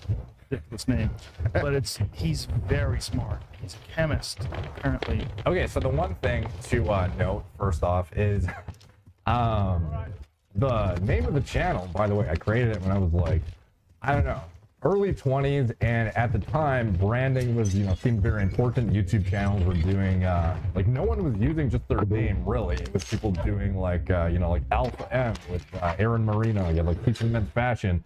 Shit like that. And I was like, oh, what's like a catchy thing that sort of encompasses some of the stuff I'm talking about on the channel? Boom. Easy, memorable, brandable, whatever. So that's where we're at now. And honestly, I've really gone back and forth changing it a few times over the past however many years. But I always circle back to just thinking it's memorable. I built my shit on it. Leave it. At the end of the day, it's not really a big deal. It's like gamers, esports guys, people, YouTube channels, etc. They all have shit that's like not just their name, that is brandable and is memorable. And I'm just like, I've rode with it for this long, so I'm fucking keeping it. So anyways, he says he's a chemist apparently. So one thing I should clarify is in the past year or so, I've made, I think, 3 videos only. I call it like the Meathead Chemist series, and it's like a lot of people, they refer to Greg, myself, individuals on the internet, like who talk about endocrinology, pharmacology, etc. It's like, oh, I'm going to like watch my doctor today. Oh, I'm going to watch like my endocrinologist today. But like, it's a joke, obviously. And I'm like, I'm sometimes referred to as like some of these things, obviously. So just as a like funny title, when I make videos about hypothetical protocols for like famous people, I make it like the Meathead Chemist, because like I'm a fucking meathead, but I also enjoy the study of chemistry, pharmacology, biology, etc. Hence the title of some of these videos. So no, I'm not a chemist by trade. I am somebody who very much appreciates the subject and researches. That's not even my specialty, like interest, to be honest. Like pharmacology is what I deep dive into. And chemistry is something I'm sort of getting into, to be honest, but definitely not my bread and butter, definitely not my specialty, definitely not something I intensively do, nor is it my profession. So I just wanted to clarify that, because at this point, a lot of people are starting to inflow into the channel, and they think I'm literally, by profession, a chemist. So no, I run a telemedicine HRT clinic, and we deal with endocrinology mainly, and I do most of my own research on pharmacology and things of that nature, as well as, bodybuilding, how to stay healthy, longevity, shit like that. But no, I'm not in a lab mixing beakers of shit, by trade, at least, of course. So anyways, he goes on to elaborate a little bit about what my channel is about, and it's really cool, and I appreciate the exposure, obviously. And as soon as Trudeau, I know for a fact, won't throw me in a concentration camp when I get back from the US, I will make sure I go down there and we'll do a deep dive into all this kind of stuff. So as long as the travel restrictions are not ridiculous, I'm going to make sure I get there as soon as I can. So anyways, fast forwarding to the Canelo part a few minutes in, after he talks about, people testing positive for shit, the UFC, USADA's protocols and whatnot, they get on to talk about, wasn't Canelo somebody who, tested positive for something and had like a ridiculous excuse? Didn't Canelo Alvarez have an excuse like that? He did, right? Tainted meat in Mexico. Oh, did he get popped for something? Listen to me. Canelo Alvarez. Okay, so in this part, he goes on to give his natty or not speculation about the tainted meat with clenbuterol in it, his weight gain over the years and going up in weight classes and whatnot, and what he thinks the likelihood is of his excuse being legit. He used to fight at 154 pounds, and he went all the way up to 175 and won the light heavyweight title. There is no question in my mind he's on some supplements. So, anyways, we're going to get to the weight gain transformation in a while, show how realistic it looks. I'm also going to dig into some of the information on Mexican farming in terms of exposure to clenbuterol and some other performance enhancing agents, and give my analysis on if it even makes sense to take clenbuterol, if it is something that you would use as weight cutting or something in general that would actually justify your use of it, where you would even end up in a position where you're trying to use a tainted meat excuse. And I'll get to it in a sec. Let me finish here. Come on, Alvarez. It was my mistake eating meat in Mexico. No longer eats beef. Get the fuck out of here. Yeah, he switched to horse meat. Like, come on, son. So anyway, he's like, you know, I can see how anybody on the surface would not want to believe this shit, because it's like, dude, you are an extremely high-paid boxer. You're like you're a fucking rich athlete. Like, why would you not be looking into the shit first? Like, why you just happen to have tainted meat, even though you can afford the highest quality shit, and you know if you get popped that it could ruin your career and your legacy. Like, you're going to risk getting like some random shit from like the random you know, grocery store down the street. They have no idea what's in it. Like, even though this is something that this was in 2018, it wasn't that long ago. So that for the last decade, even longer now, people have been randomly popping for clenbuterol and using the tainted meat excuse. So if you were a top athlete with the top advisors in the world in your sport, do you really think this isn't going to be a topic of conversation that's ever come up? Like, of course it is. I mean, but like Clenbuterol, see? Oh, yeah. Clenbuterol is a fat burner. Yeah. Like, yeah, he was on some yeah, shit. someone at CrossFit just got popped for that. They were like, it's not even performance enhancer. I'm like, it makes you like, I didn't know what it was. I looked it up, and it makes you burn fat. Yeah, so it is mainly used to lose fat, but it can also have anti-catabolic properties. Is very much the reason why people use it as well. In addition, it actually has some anabolic properties that can build muscle. Now, it's non-hormonal. It goes through the beta-2 adrenergic receptor, which is something that is, you know, like a stimulatory pathway that otherwise upregulates mTOR phosphorylation in the body, and can result in increased muscle mass as well as increased fat oxidation in the body, consequently allowing you to preserve more muscle in a deficit, whilst also enhancing your rate of fat loss. Or conversely, if you're in a surplus, it can help you gain more muscle. And I guess potentially even in a deficit, if you're not like a overly abusing athlete, like maybe you'll gain while you're cutting. Like, I don't know, that could certainly be a possibility. And the main benefit too is it will not suppress your natural hormones. It's not going to fuck with your biological passport. It's not going to do a bunch of weird shit with your hematology. It's not going to suppress, you know, fuck with your T to FPT ratio. It is totally non-hormonal in how it works. However, it's on the doping list, obviously, and the detection time is fairly long. It is like, I believe after I think it was like the 2008 Olympics or something, they found a way to increase the detection time up to like 3 weeks or something. So it's not something that's in and out of your system that you can just like, you know, fuck with significantly. Like, you have to be very, very well timed and planned to use this shit. And if you had any sort of random testing, you would not get away with it. However, in boxing, is there even random testing? Is this something you can get away with? Interestingly enough, the drug test protocols in high-level boxing are not as stringent as I would have expected. But anyways, we'll get to that soon. It's not a performance enhancer. Like, yeah, you'd be lighter. Yeah, like you're maintaining all your muscle mass, but stripping away all this dead weight. Yeah, I think clenbuterol is something that fighters use while cutting weight to maintain mass. Yeah, so a lot of people traditionally think, like, how's a fat burner going to help you hold muscle if it's not a steroid? It's like, well, it does upregulate anabolic processes that do stave off muscle catabolism. So this is something that can actually be, this is like one of the main compounds that women actually use to have no androgenicity while simultaneously being able to build muscle in a way that won't cause them to have, you know, viralization, secondary male sexual characteristic development, shit like that. So it is useful outside of the scope of actual athleticism enhancement. It's not something that is going to enhance your performance. At least clinically, it's not found that it's going to enhance some sort of athletic endeavor significantly. You kind of have to indirectly extrapolate and realize, okay, if this guy's losing fat and retaining more muscle than he would otherwise, obviously the byproduct result of that, even though it's not directly proven to improve performance metrics, the byproduct effect would be more lean muscle mass than you otherwise would have had at that same body weight. And cutting easier, obviously. I think because it helps them. See if that's, Google that, because I think that's, because other fighters have been popped for that as well. And I think that was... I thought when I looked... Yeah, so a lot of fighters have popped for this, and, you know, the excuse is always the same shit. It's always the tainted meat thing, but we see this every single year. So this happens to somebody, and it's always the same excuse, even though it's very well understood and known at this point that there is a possibility of meat contamination in certain areas of the world with this shit. And if you're a pro athlete, like, be on the lookout. There's warnings all over the place from the companies that employ the anti-doping protocols to catch people who are trying to cheat and whatnot. So, like, there's not really an excuse other than carelessness when it comes to this compound.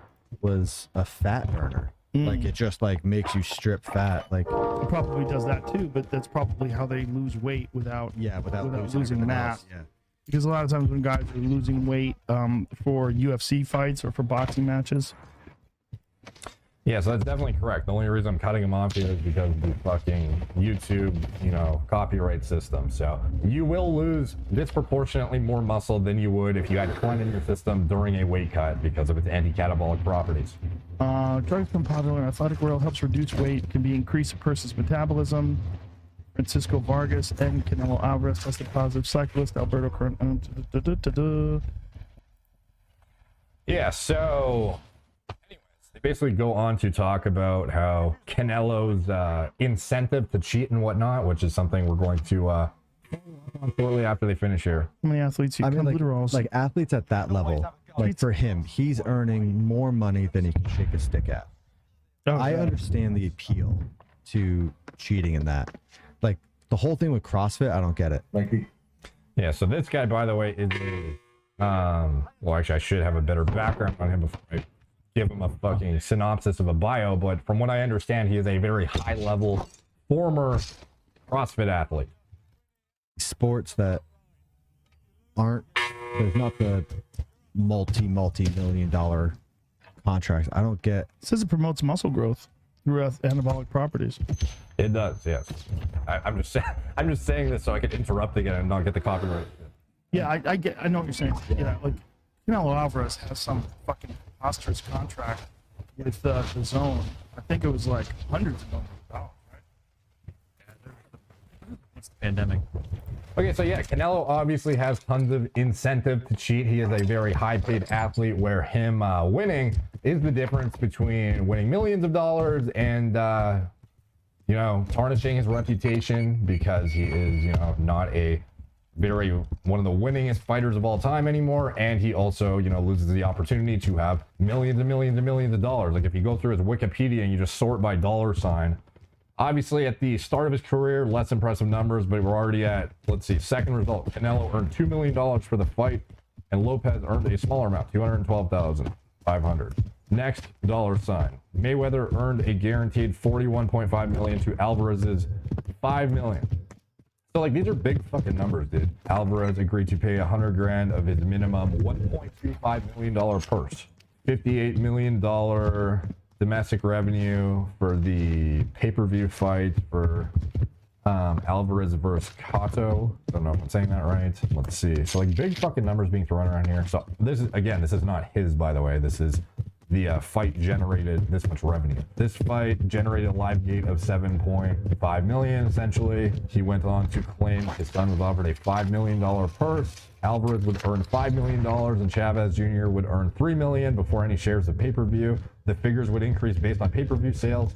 Like these numbers are absolutely goddamn absurd to the point where you're like, okay, like obviously there's fucking incentive to cheat, dude. Especially when you know boxing doesn't have stringent testing like USADA does in the UFC. It's much, much different in terms of how strict it is, how far out it is, how random it is. Like everything about it is less optimal for catching people. So Alvarez has a ridiculously good record. The only loss he has on record is against Floyd Mayweather Jr. So obviously that's a pretty respectable loss. Like the only guy you lose to is the guy who's also like the fucking best in the world, essentially.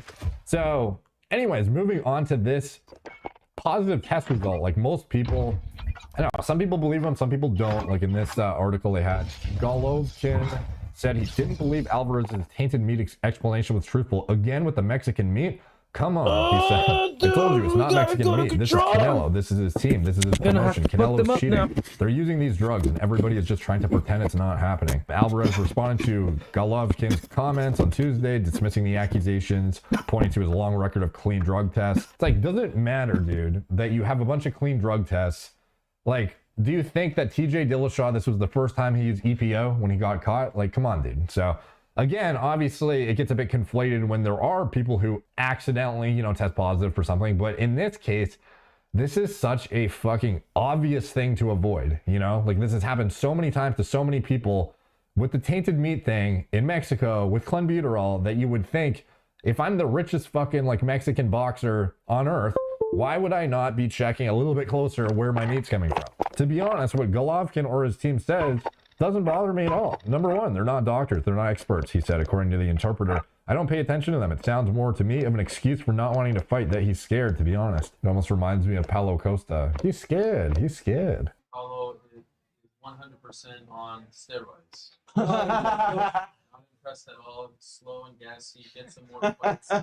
He's crazy. He's crazy. He's scared. Yes, he's scared.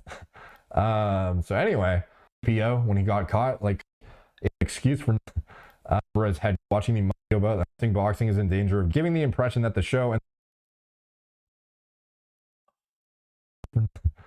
for his head watching me about that I think boxing is in danger of giving the impression that the show and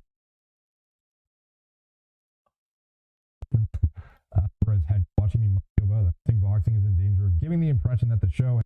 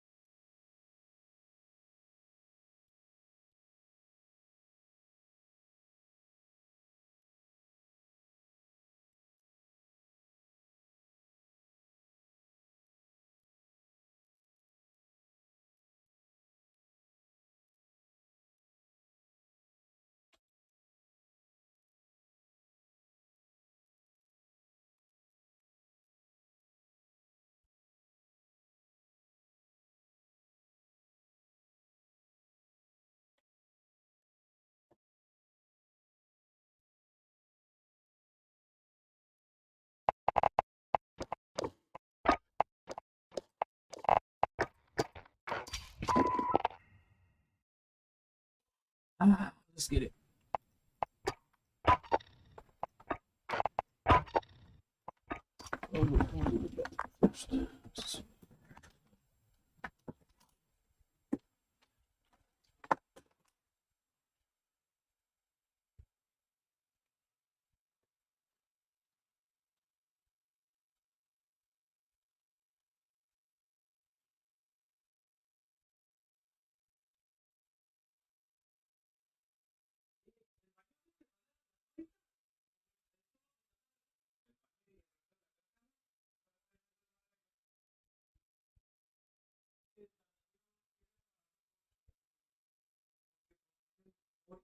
La laundry ya está, ya.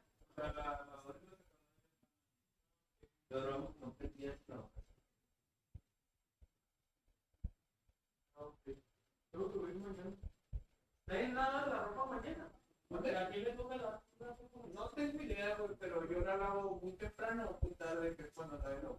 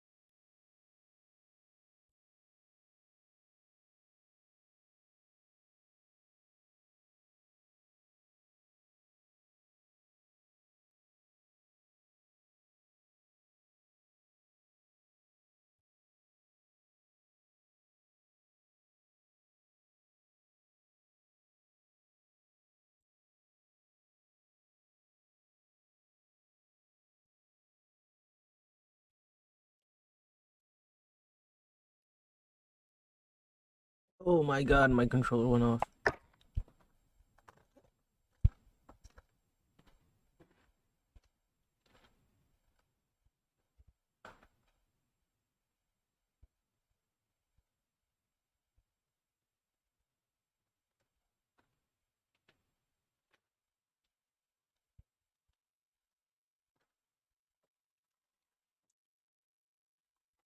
Thinking, crying, I don't wanna hear her.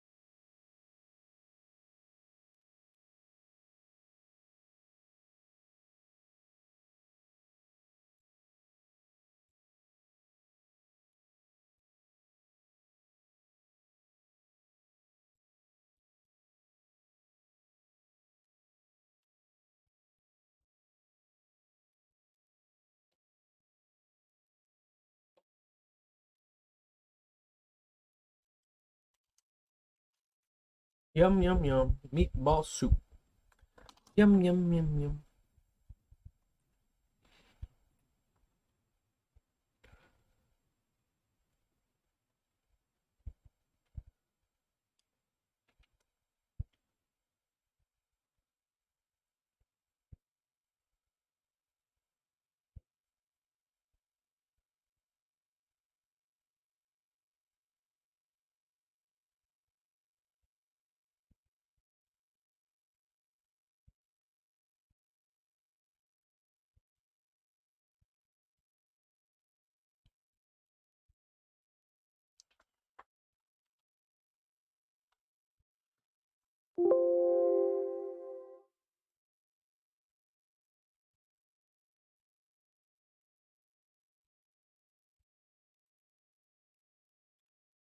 Hello, check check. Check check.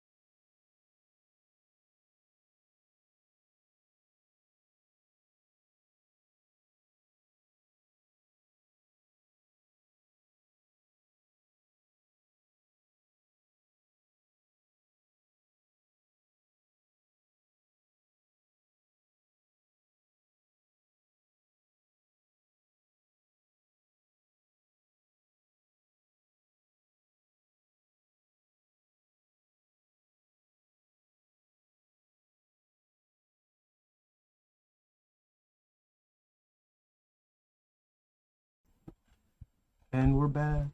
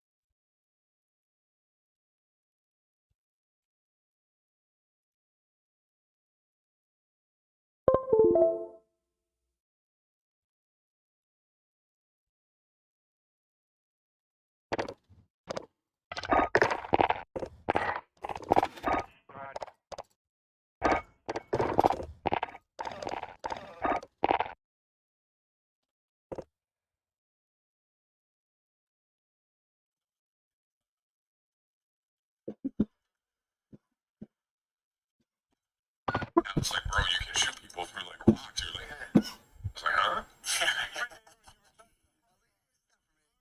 huh? Eagles.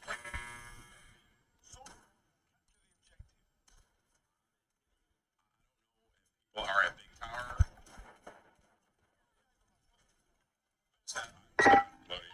I just bought one moves we're buying it. I don't know what the closest buy is. There was 100% of hanger. 100%. I mean, we can go train if you want to go hanger. Hanger's probably bad. You want to get that car right towards train? I can hover over it. Yo, the Bruin, yeah, yo, the Bruin battle was fun. That was probably like I had some of the people here remember before is that Bruin, yeah.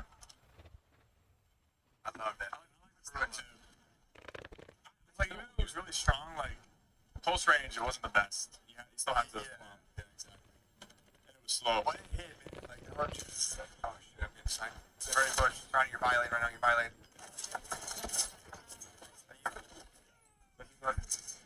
Let's grab and play it. You have to hold this. You have to hold this. I have a precision.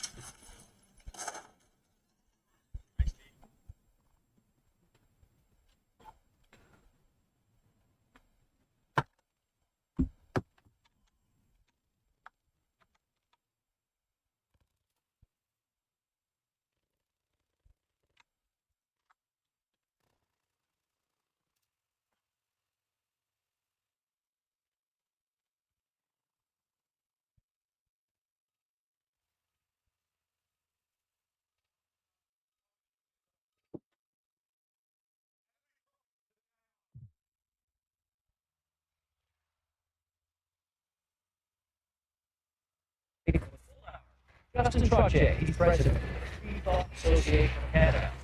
Author, Kathy Taylor. Writes a blog called 5feetoffury.com. United Church Minister, Brad Losper, the chair of the Canadian Center for Progressive Christianity. Jordan Peterson, professor of psychology at the University of Toronto, the author of Maps of Meaning, the Architecture of Belief, and Bob Buckman, author of Can We Be Good Without God? Anger, Need to Believe.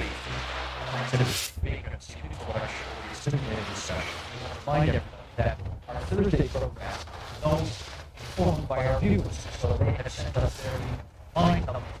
What show they think we ought to do. And tonight we had a couple of conversations going on this, so this is what we're doing tonight. We also would like all of you to be involved in the broadcast. Send us your Twitters, your emails, however you like to get to us, at the agenda at tvo.org, the agenda at tvo.org.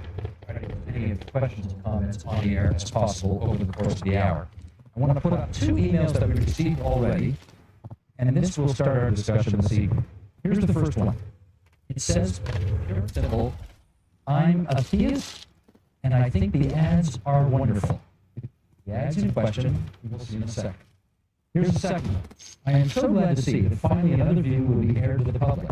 As agnostic, leaning strongly towards atheists, and an active humanist, I feel that our voices have been silenced for too long. We've had to endure the ever-accepted presence of religious suppression in our society. We have far too long been forced to remain in the closet for fear of bigotry. and hatred towards us, and even threats of violence simply because we do not believe in God, Allah, or any other so-called higher supernatural power. Humanists believe in reason, justice, equality, fairness, passion for all humans. Well, what are we talking about here tonight? We are talking about something that Toronto's transit system has decided to start, a new ad campaign for atheism. Should we show this? Here it comes. There's probably no God, so says the ad. Now stop worrying and enjoy your life. That's what the ads say. So-called atheist bus. So let's go around the horn and get some opinions on it. There's probably no God. Stop worrying and enjoy your life. Rob Buckman, first impression. Well, I love the English campaign. The word probably was put in by the Advertising Standards Association. There's no proof, which of course there can't be. The big thing is if you can get over the idea that there's probably no God, so we're on our own to sort out our own messes. And in many respects, it's that bit. It's not. There's no point in a sterile argument about whether there is or is not. It's only the influence on behaviour that really matters. I absolutely welcome it.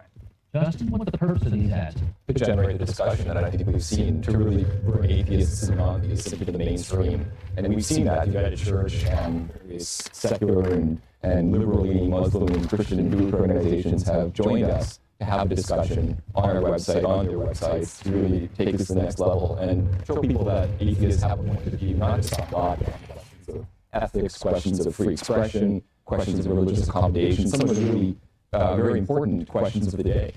Kathy, your view on this ad? Well, it's certainly an improvement. I'm old enough to remember when the public face of atheism was Madeleine Marie O'Hare, rather purposefully unattractive woman who was so universally despised that she ended up being someone dismembered her with a chainsaw. So I'd like to congratulate everybody for at least toning it down slightly and presenting a slightly more attractive view. At least we know that no one's going to be left to die in the desert over this. Greta Vosberg. I was amused when I first saw the ad because the first time I saw a picture of it, it had a picture of Richard Dawkins beside it. And I thought, how on earth did they get away with putting probably in there with Richard Dawkins? Because it's an idea, probably, but it should be completely taken out of the language relating to God. Vitriolic about anyone who assumes it. The tiny little whiff of a possibility should be completely expunged. So I laughed when I saw the probably. The conversation has to take place for exactly the same reasons that have been articulated already. But I do think that we need to get beyond just the conversation about whether there is, whether there isn't, to how it affects our lives and how we choose to live our lives, whether we do or whether we don't. We shall do some of that tonight. Sure. Your thoughts. I think it's a juvenile publicity stunt pulled off by people who really neither know about nor care about the actual issue. Get off the fence and tell me what you're reading. Really, no redeeming features whatsoever. You've heard Justin say it's actually going to provoke a bit of discussion. Well, I don't even regard atheists as a professed person. I don't think there's any historical evidence for that, especially in America and Europe, and at least recently. And I think the debate is going fine without this sort of stunt, and I think it's basically a media manipulation ploy. It's a good one.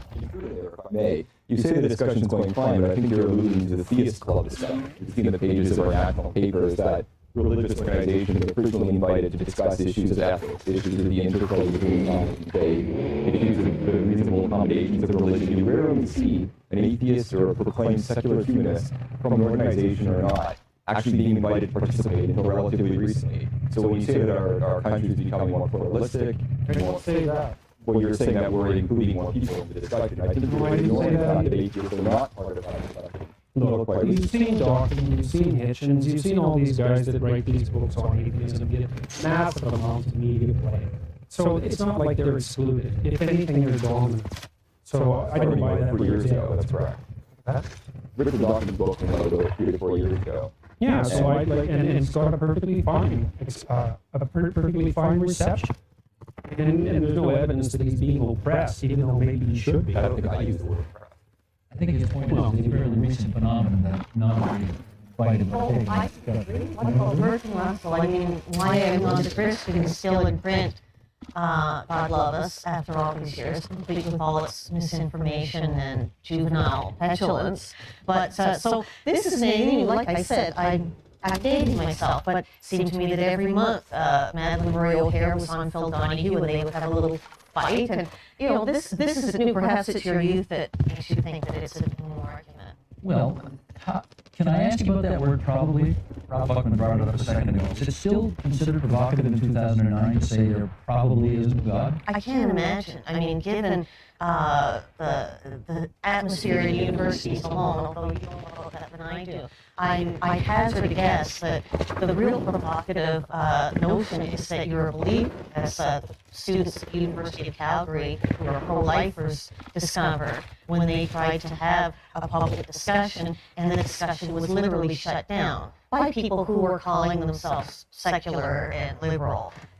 So I think sometimes the default rebel position these days is the religious one, but it depends on what region, I think, of the world you're in. That's an interesting. Go ahead, Brad. There are a lot of people who have been within Christian communities, mainline or evangelical, however, who have not been exposed to any kind of support within their communities or from the atheist or humanist communities, who have wanted to seek beyond traditional doctrinal experiences of their faith, and who have intuited or read or thought themselves to the edges of those doctrinal positions and want to go further, shake their worldviews a little bit. This ad campaign has allowed them to be affirmed in a way that they haven't been affirmed before. And that is a very important part of what I think the campaign has done, and has allowed them to seek out and find some community. And that's a big part of what we do at the Canadian Centre for Progressive Christianity, is try to bring people who are very isolated within faith communities, who have been brought up in traditional Christianity, have conversations with other people so that they don't feel so isolated, because I don't know that it is that a faith position is necessarily the one that's marginalized these days. Perhaps in secular culture it may seem to be, but a lot of people have grown up within faith traditions and Christian faith traditions. I mean, and they have these very basic beliefs, and they invade the way that they understand themselves and what they've done that's right and wrong, and how they're going to be judged for those actions. Rob Buckman. I think I agree with you strongly. I strongly disagree with Jordan's use of the word. Yeah, that's crazy.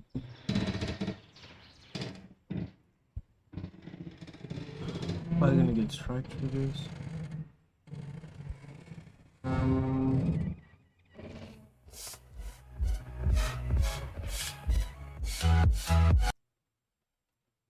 Hello.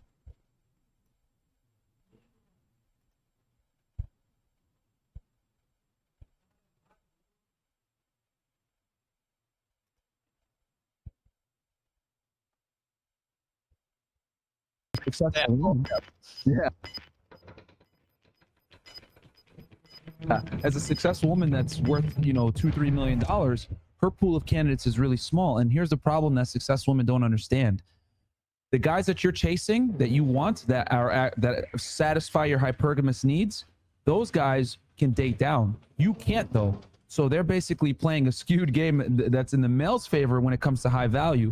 And like those guys will bang you, they'll deal with you on a romantic sense temporarily, but they're not really going to commit to you. You know what I mean? Because when a guy works so hard and actually gets to a point where he's able to select women, I'm kind of like at this point right now in my life, there's no way that you're going to settle down, because it took so much to get to that point that you're not going to sit. I always use this analogy.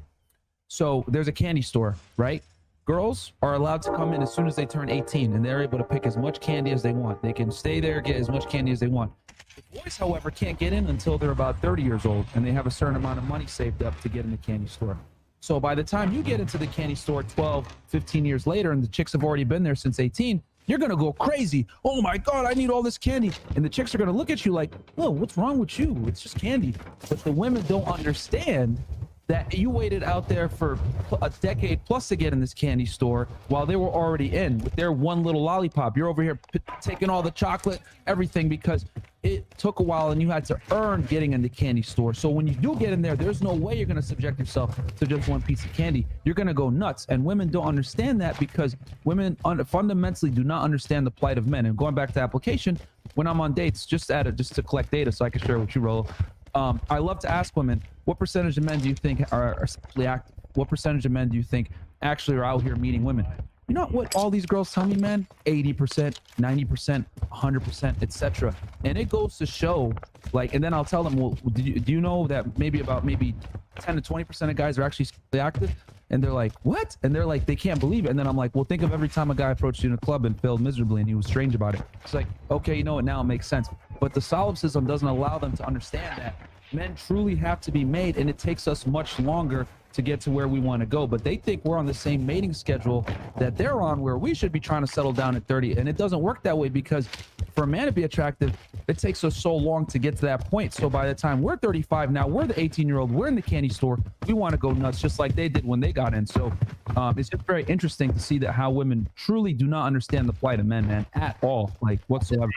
And you're probably aware of my infamous market value peak years graph by now. I did that graph as kind of like a joke at one point, because I kept seeing all of these infographics, and so I put that out there. And really what it is in a nutshell, it's women hit their market value peak right around 23, and men hit their market value peak right around, if they live up to their potential, they hit their peak right around 35, 36, somewhere in there. I've seen the Huffington Post of all places say that men hit their second peak at 50, their second market value peak at 50, which I think is completely overblown. And then a lot of guys will say, "No way, man! When I was 25, I was in much better shape," and blah blah blah. And I'm like, okay, well, that's only one aspect of what makes you valuable to women, because women's sexual strategy, the mating strategy, is different from men. As I said, men's is unlimited access to unlimited sexuality. For women, it's hypergamy. It's, I want the hottest guy who's the funnest to have sex with and is the best sexual experience for short-term sex breeding perspective, and then also the long-term, who has the best and who's the best investment for my long-term security guide. So those are the two. Like, women tend to be interested in quality. They are what biology and mating strategy, they would be called K-selected. Men are selected. Yes. Our strategy, our innate strategy is our selection. Breed a lot. Bang as much as you can. Our biology actually, like, what is it? John talks about this all the time. Ejaculate and evacuate. We laugh at that. That's a result of men's innate mating strategy. It's in our biological evolutionary advantage that we have a lot of sex. That's why we have a higher libido. That's why testosterone makes us aggressive. That's why we, when you're a young man and you're when you're like in your teens and the wind blows and you get a hard on, that's why. Because that's what you evolved to do, and that's why guys have trouble with right now.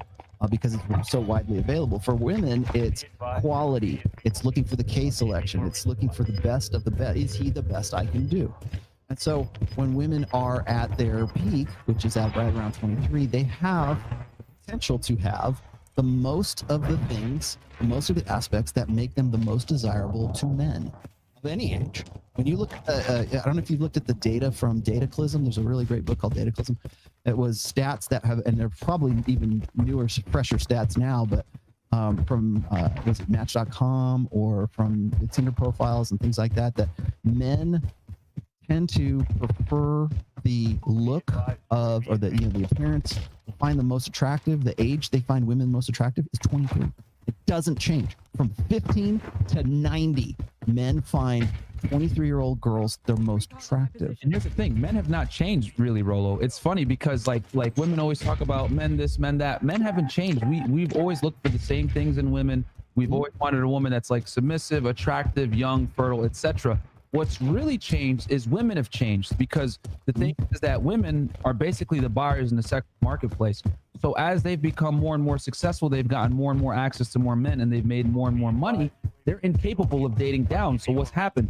Their metrics of what an attractive mate is have changed. The days, I always say it all the time, the days of making, $30,000 a year and driving your Kia Sophia with a good insurance policy, that's not good enough anymore for a lot of women, because women make their own money. So just like you say, the beta is handled. So what's left? You know what I'm saying? Yeah, and that's really where we have developed now the global sex marketplace. It started out as a local marketplace, but for women, again, it's like, is he the best I can do? Whereas for men, it's like, how many can I get? Yep. And You mentioned this earlier in this show, is like a lot of guys, they change their, but obviously we know this, all guys can't facilitate that mating strategy, their innate mating strategy, so they have to adapt and find ways around that. So if you're going to be in the game, you've got to find some way to adapt to it. And if you want to know why, human men are more interested in things than people, if you want to know why we are the innovators and the developers and the growers and the builders in this world, it's because we have the root of that is trying to find a way to seem like the best selection for that woman. What you described was called in Evo Psych is called the strategic pluralism theory. Yes. So if you are the top 10, top 20% of guys who are the naturals, like the hot guy on the phone camp, like Chad, right? Giga Chad, right? That guy would be like of the according to face maxers or looks maxers, Giga Chad would be the top 1% of guys, right? He just looks good. He's got everything. He's like a cartoon character of masculinity. So if you got that, if you just say he's the apex of all that, then the 80% that goes on down, those guys, the 80%ers, the blue pill guys, the beta guys, they have to find, historically, those guys have to find some way to adapt if they wanted to reproduce. That's why you get monogamy. That's why you get marriage. That's why you get guys who will, there's some theories that say that that's what develops creative intelligence in men. Is if I can build a better house, if I can play a better song, if I can paint a better picture, if I can build things, if I can do things that provide, that show, exemplify, like confirm that I have all of these great qualities for beta and long-term security, women will choose me eventually. Maybe they bang somebody else, but eventually they'll pick me because I have all these great qualities and I'm a good catch. And so that's really what strategic pluralism theory is about. The guys who can't be in the 20%, the top 20%, the 80% of guys who are considered unattractive by women, they have to find some other way to solve their reproductive problems. And so what they do is they invest themselves in one woman. That's how you get guys who are like serial monogamists, because it seems like the easiest, most adaptive way to do it. And guess what? In 2020, we have commercialized that instinct, the strategic pluralist instinct, which is I put all of my efforts into one woman, all of my reproductive efforts into one girl. I'm the best father. I've got a good job. I'm a partner. I've got all of these great things. And you want to know why I say that men's peak sex market value era is right around 35, 36, 37? That's when guys have the most potential have all of those things. They're still good looking if they stay on top of their game. They're still, if they still they have the maturity. Women tend to look for guys who are older than they are, anywhere between 3 and 7 years older than them. That's statistically, that's right about where it's at. And the reason for that is because years younger than me. Like all the girls I date are like 8 to 9 years younger than me. So you're spot on. Oh yeah. Men who are older, because men who are older, it's perceived that they have all of those things. Whether it's true or not makes no difference. The perception, the hindbrain perception, is that an older man will be more mature and will have more of the things that I'm going to need in the long term, and hopefully have some of the stuff that I want to have in the short term. So when I say 35, 36, that's not just some arbitrary number I pulled out of my ass. I'm saying that's the point where guys are hitting their stride. And that's the point where guys need to hold off from monogamy, because that will be the point in your life you have the most selection in your life. Like you said, the candy store analogy right there. So when you get to be 35, 36, 37, and maybe a little earlier, maybe a little later, depends on when you're hitting your stride, that's when you have better judge of character. That's when you can say, I want the 22-year-old. I want the 26-year-old. I can have it now because I've got more of what women really find attractive, which, physically, yes.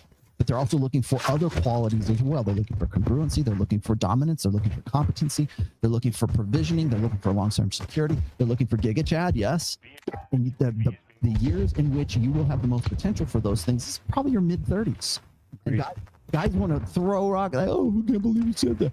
If you go and you look at this, and I look these stats up for book 4, the average age of marriage since the time of the sexual revolution has gone, like right around 1965, the average age of marriage was about 21 or 22 years old for men, and it was like 18 or 19 for women. Today, it's 29.8 for men, and it is 28.7 for women. What changed? What miraculous thing fell from the heavens? You know, no, it's gynocentrism. It's prioritizing women's mating strategy at the cost of men's mating strategy, and as a result, we wait longer and longer and longer and longer until we get married. And for women, that's really rough because biologically, my biological clock is ticking. No, your biological clock was ticking when you were 22. Now 28, your odds of conception and carrying a pregnancy to term decline precipitously after 29, 30 years old. Facts. And having a good, healthy baby on top of that.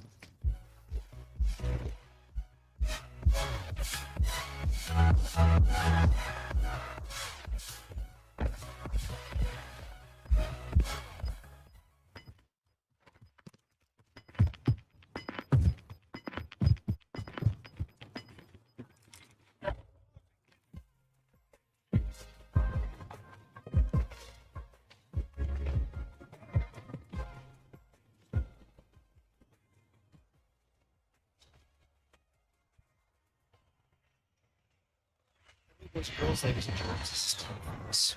Another episode of the Tim Ferris Show, where it is normally my job to deconstruct world-class performers of all different types, from all different disciplines.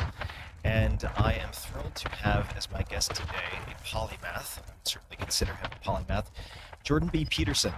He has taught mythology to lawyers, doctors, and business people, consulted for the UN Secretary General, helped his clinical clients manage depression, obsessive compulsive disorder, anxiety, and schizophrenia, served as an advisor to senior partners of major Canadian law firms, lectured extensively in North America and Europe.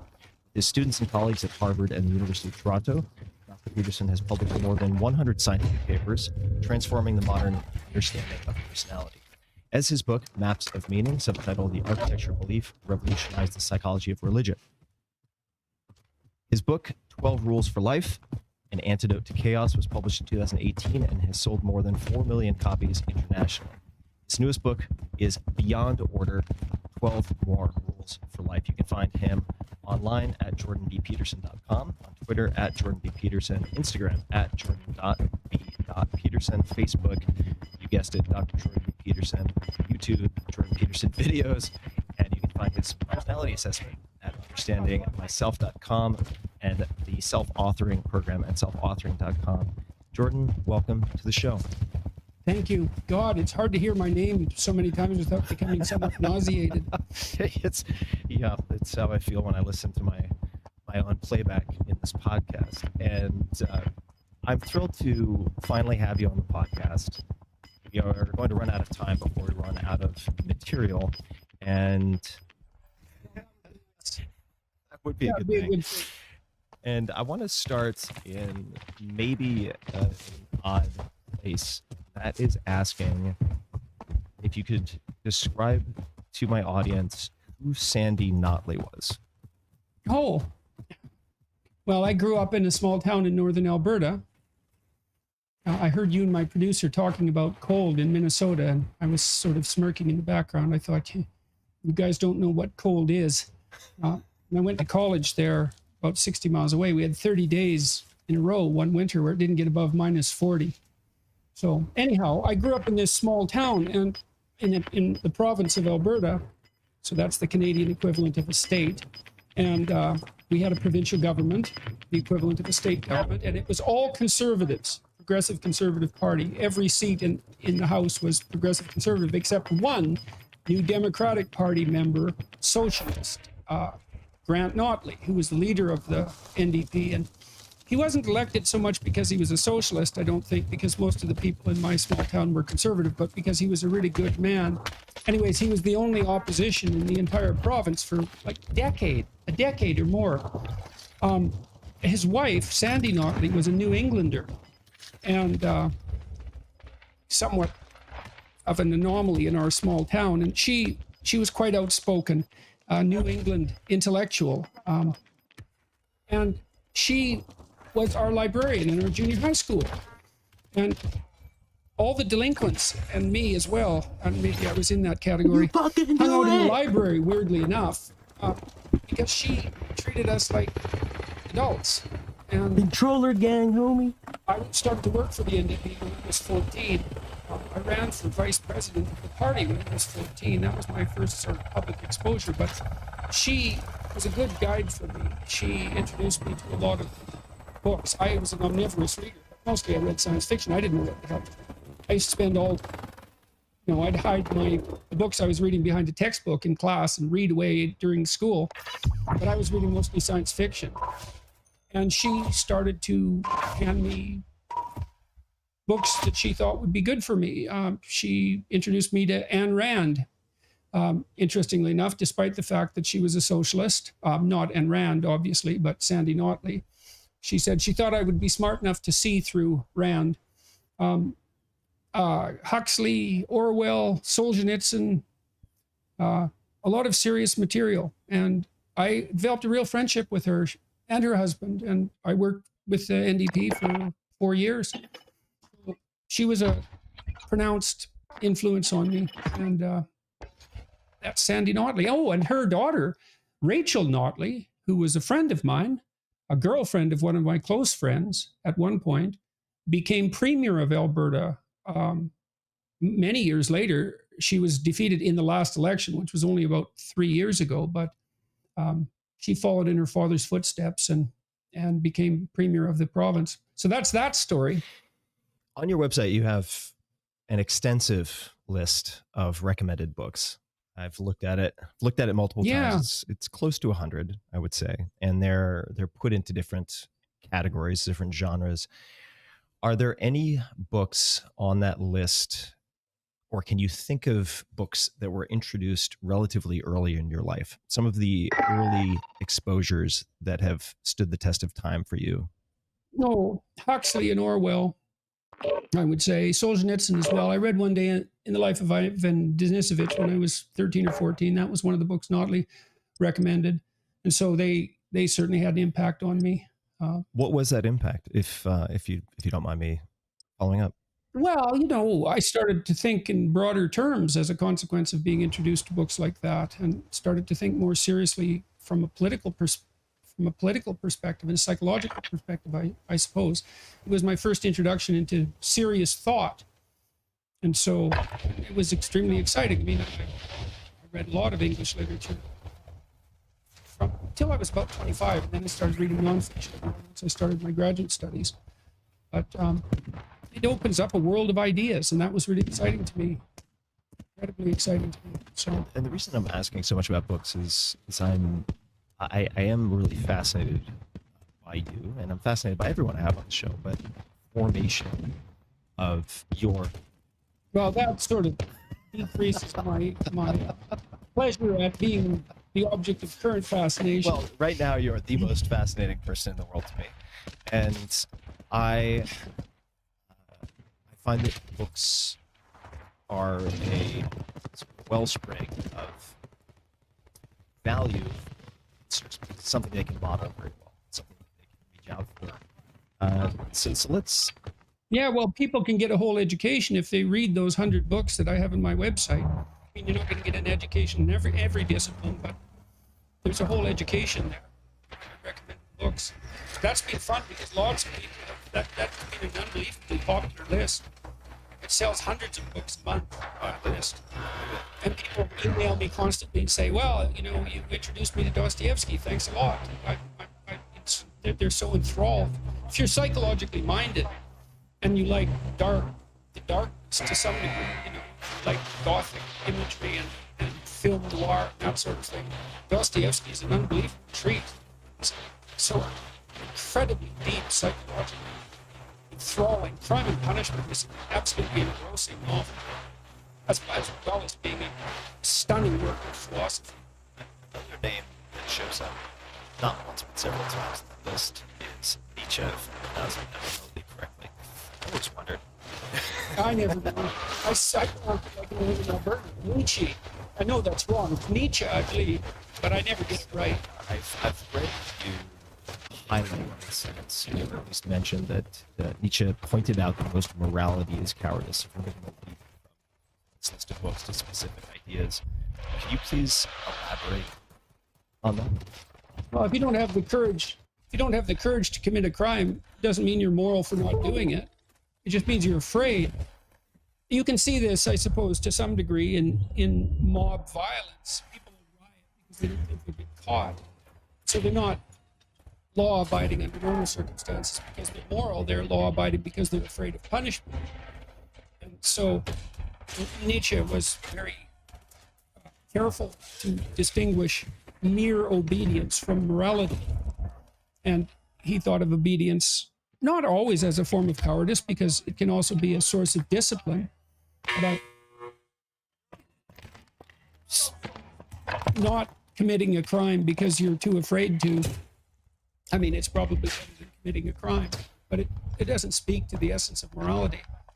You know, and I've talked a fair bit about this, is that there's a certain utility in being able to do virtually anything and then to control yourself. And that's something I learned in part from Nietzsche, I suppose. You know, the best people I've ever met are dangerous people. They keep themselves in check.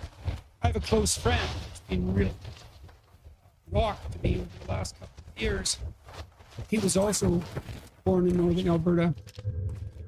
He came from a pretty poverty-stricken background. Tough guy, worked in lead smelters and oil rigs, and he went to university, which is where I met him, and he was a social worker for a long time, and he's tough as nails. You know, he's worked with delinquents all over Canada, and he's a good disciplinarian, but he's also a very compassionate person, and he's a moral person as far as I'm concerned, because there's a real danger to him, but he keeps it under control, and he's not a coward. He's not afraid. He's not weak. How do you cultivate or suggest people cultivate? You can tackle either both the ability to keep yourself in check or under control, to be courageous. And just to provide a little context for the question, when I see you in the many interviews that you've done, there are instances where we're very adversarial and aggressive. And one thing that has struck me is your ability to maintain composure while still standing up for and not rolling over with respect to your arguments or your positions. How do you cultivate that, or how have you cultivated that? Well, I have an advantage, I suppose, in that I'm a clinical psychologist, and I've spent $20,000, although I'm not practicing anymore. I've spent $20,000 listening to people and maintaining my composure, sometimes under very stressful circumstances. And so I've had a lot of practice doing that. And then I did do some TV work at a local station here for a couple of years, and I had a good producer, and he helped me realize that anger plays very badly in a public forum like video, particularly. Now, I didn't have a tendency then, I suppose, to fly off the handle either, but it's not useful. To lose your temper, it's not useful. I mean, I'm boiling inside. I'm a very emotional person, way too much. So it's not like it's not stressful. It's unbelievably stressful, but I can detach myself from that to some degree. And I'm really curious. I suppose that's another part of it. I like to watch. And when people really go after me, this is where the clinical practice is handy. I can snap into a different mode, which is, okay, I don't know what you're up to, so I'm just going to watch you, and then I'm going to figure out what you're up to, because I can usually figure out what people are up to if I want to. I don't do that all the time, because I actually don't want to know sometimes what they're up to. I mean, look, lots of people have treated me extraordinarily well, don't get me wrong. But, and normally, you know, when you talk to someone, you accept their persona. You don't look behind, but if people mistreat me in some way or become adversarial, then I'm able to look behind the scene and think and see what they're up to, if I can remember to do that. Find the mask or see what is behind by deducing where they're trying to leave, where they're trying to lead you with the breadcrumbs. I mean, I've seen you do that very effectively. Yeah, that's part of it. What other forms does that take, or might that take? It's really hard to describe. I guess I think it's useful to draw a distinction between thinking and paying attention. If you're thinking, you're kind of walking down a programmatic trail. If you're paying attention, you just open your eyes and let your mind go where it will, and ideas will occur to you. They'll pop up in your field of consciousness, and for me, that's often informative. I'll get insight that way. I suppose I'm paying more attention to nonverbal communication and to facial expression and posture and tone of voice, and I can pick up patterns, I suppose. You mentioned earlier that at times you're boiling inside. I certainly have experienced that personally. Now, anger, how would you distinguish, and I sort of intuitively know these are different, but I would struggle to maybe on the spot separate the two. Anger and resentment. So notes that I have here in front of me with my notes. It's consult your resentment. It is revelatory, and I'd love to unpack that. But if you could walk us through. Yeah, well, in my new book, I have a chapter, which is Rule 11. Do not allow yourself to become resentful, deceitful, or arrogant. It's kind of the evil triad as far as I've been able to determine. Resentment in particular. It's bad. It's a bad emotion. It's useful. You can learn a lot by noticing that it occurs. Resentment tells you one of two things. One is that that someone's treading on your territory and something needs to be done about it, or that you need to grow the hell up and stop complaining. And it's hard. It isn't necessarily obvious when you feel resentful which of those it is. But you need to figure it out, because you can harbor resentment for unlived life for a very, very long period of time. And all it does is corrupt you. It hurts you. It hurts you physically because it's a stressful emotion. Anger is a stressful emotion. Because your body hyper prepares for action if you're angry, because you might get into conflict. And that's a dangerous situation. And so you burn off a lot of psychophysiological resources in anger. If you're resentful, there's probably something you need to say. There's certainly something you need to figure out. And so you can use it as a guide to further development. It's very much useful to aim at a resentment-free existence. And that means, I suppose, that you're taking up enough space. You're not, there's always a struggle between your domain and the domain of other people. Everyone competes for everyone else's attention. Everyone competes for everyone else's time. You compete for your own time. And if you're resentful, it's highly probable that, well, as I said, either you're not standing up for yourself sufficiently, or someone is legitimately on your case, in which case you need to do something about it, or live with the consequences, which is very unpleasant. It's not optimal. Sometimes I suppose it's unavoidable, but generally there's something that can be done about it. Maybe you need a new job. It's easy for people to think that they're better guys, than they thanks are. for watching. Have a good night. And it's not surprising that everybody wants to think that. I probably want to think that about me. So then you'll get angry about something,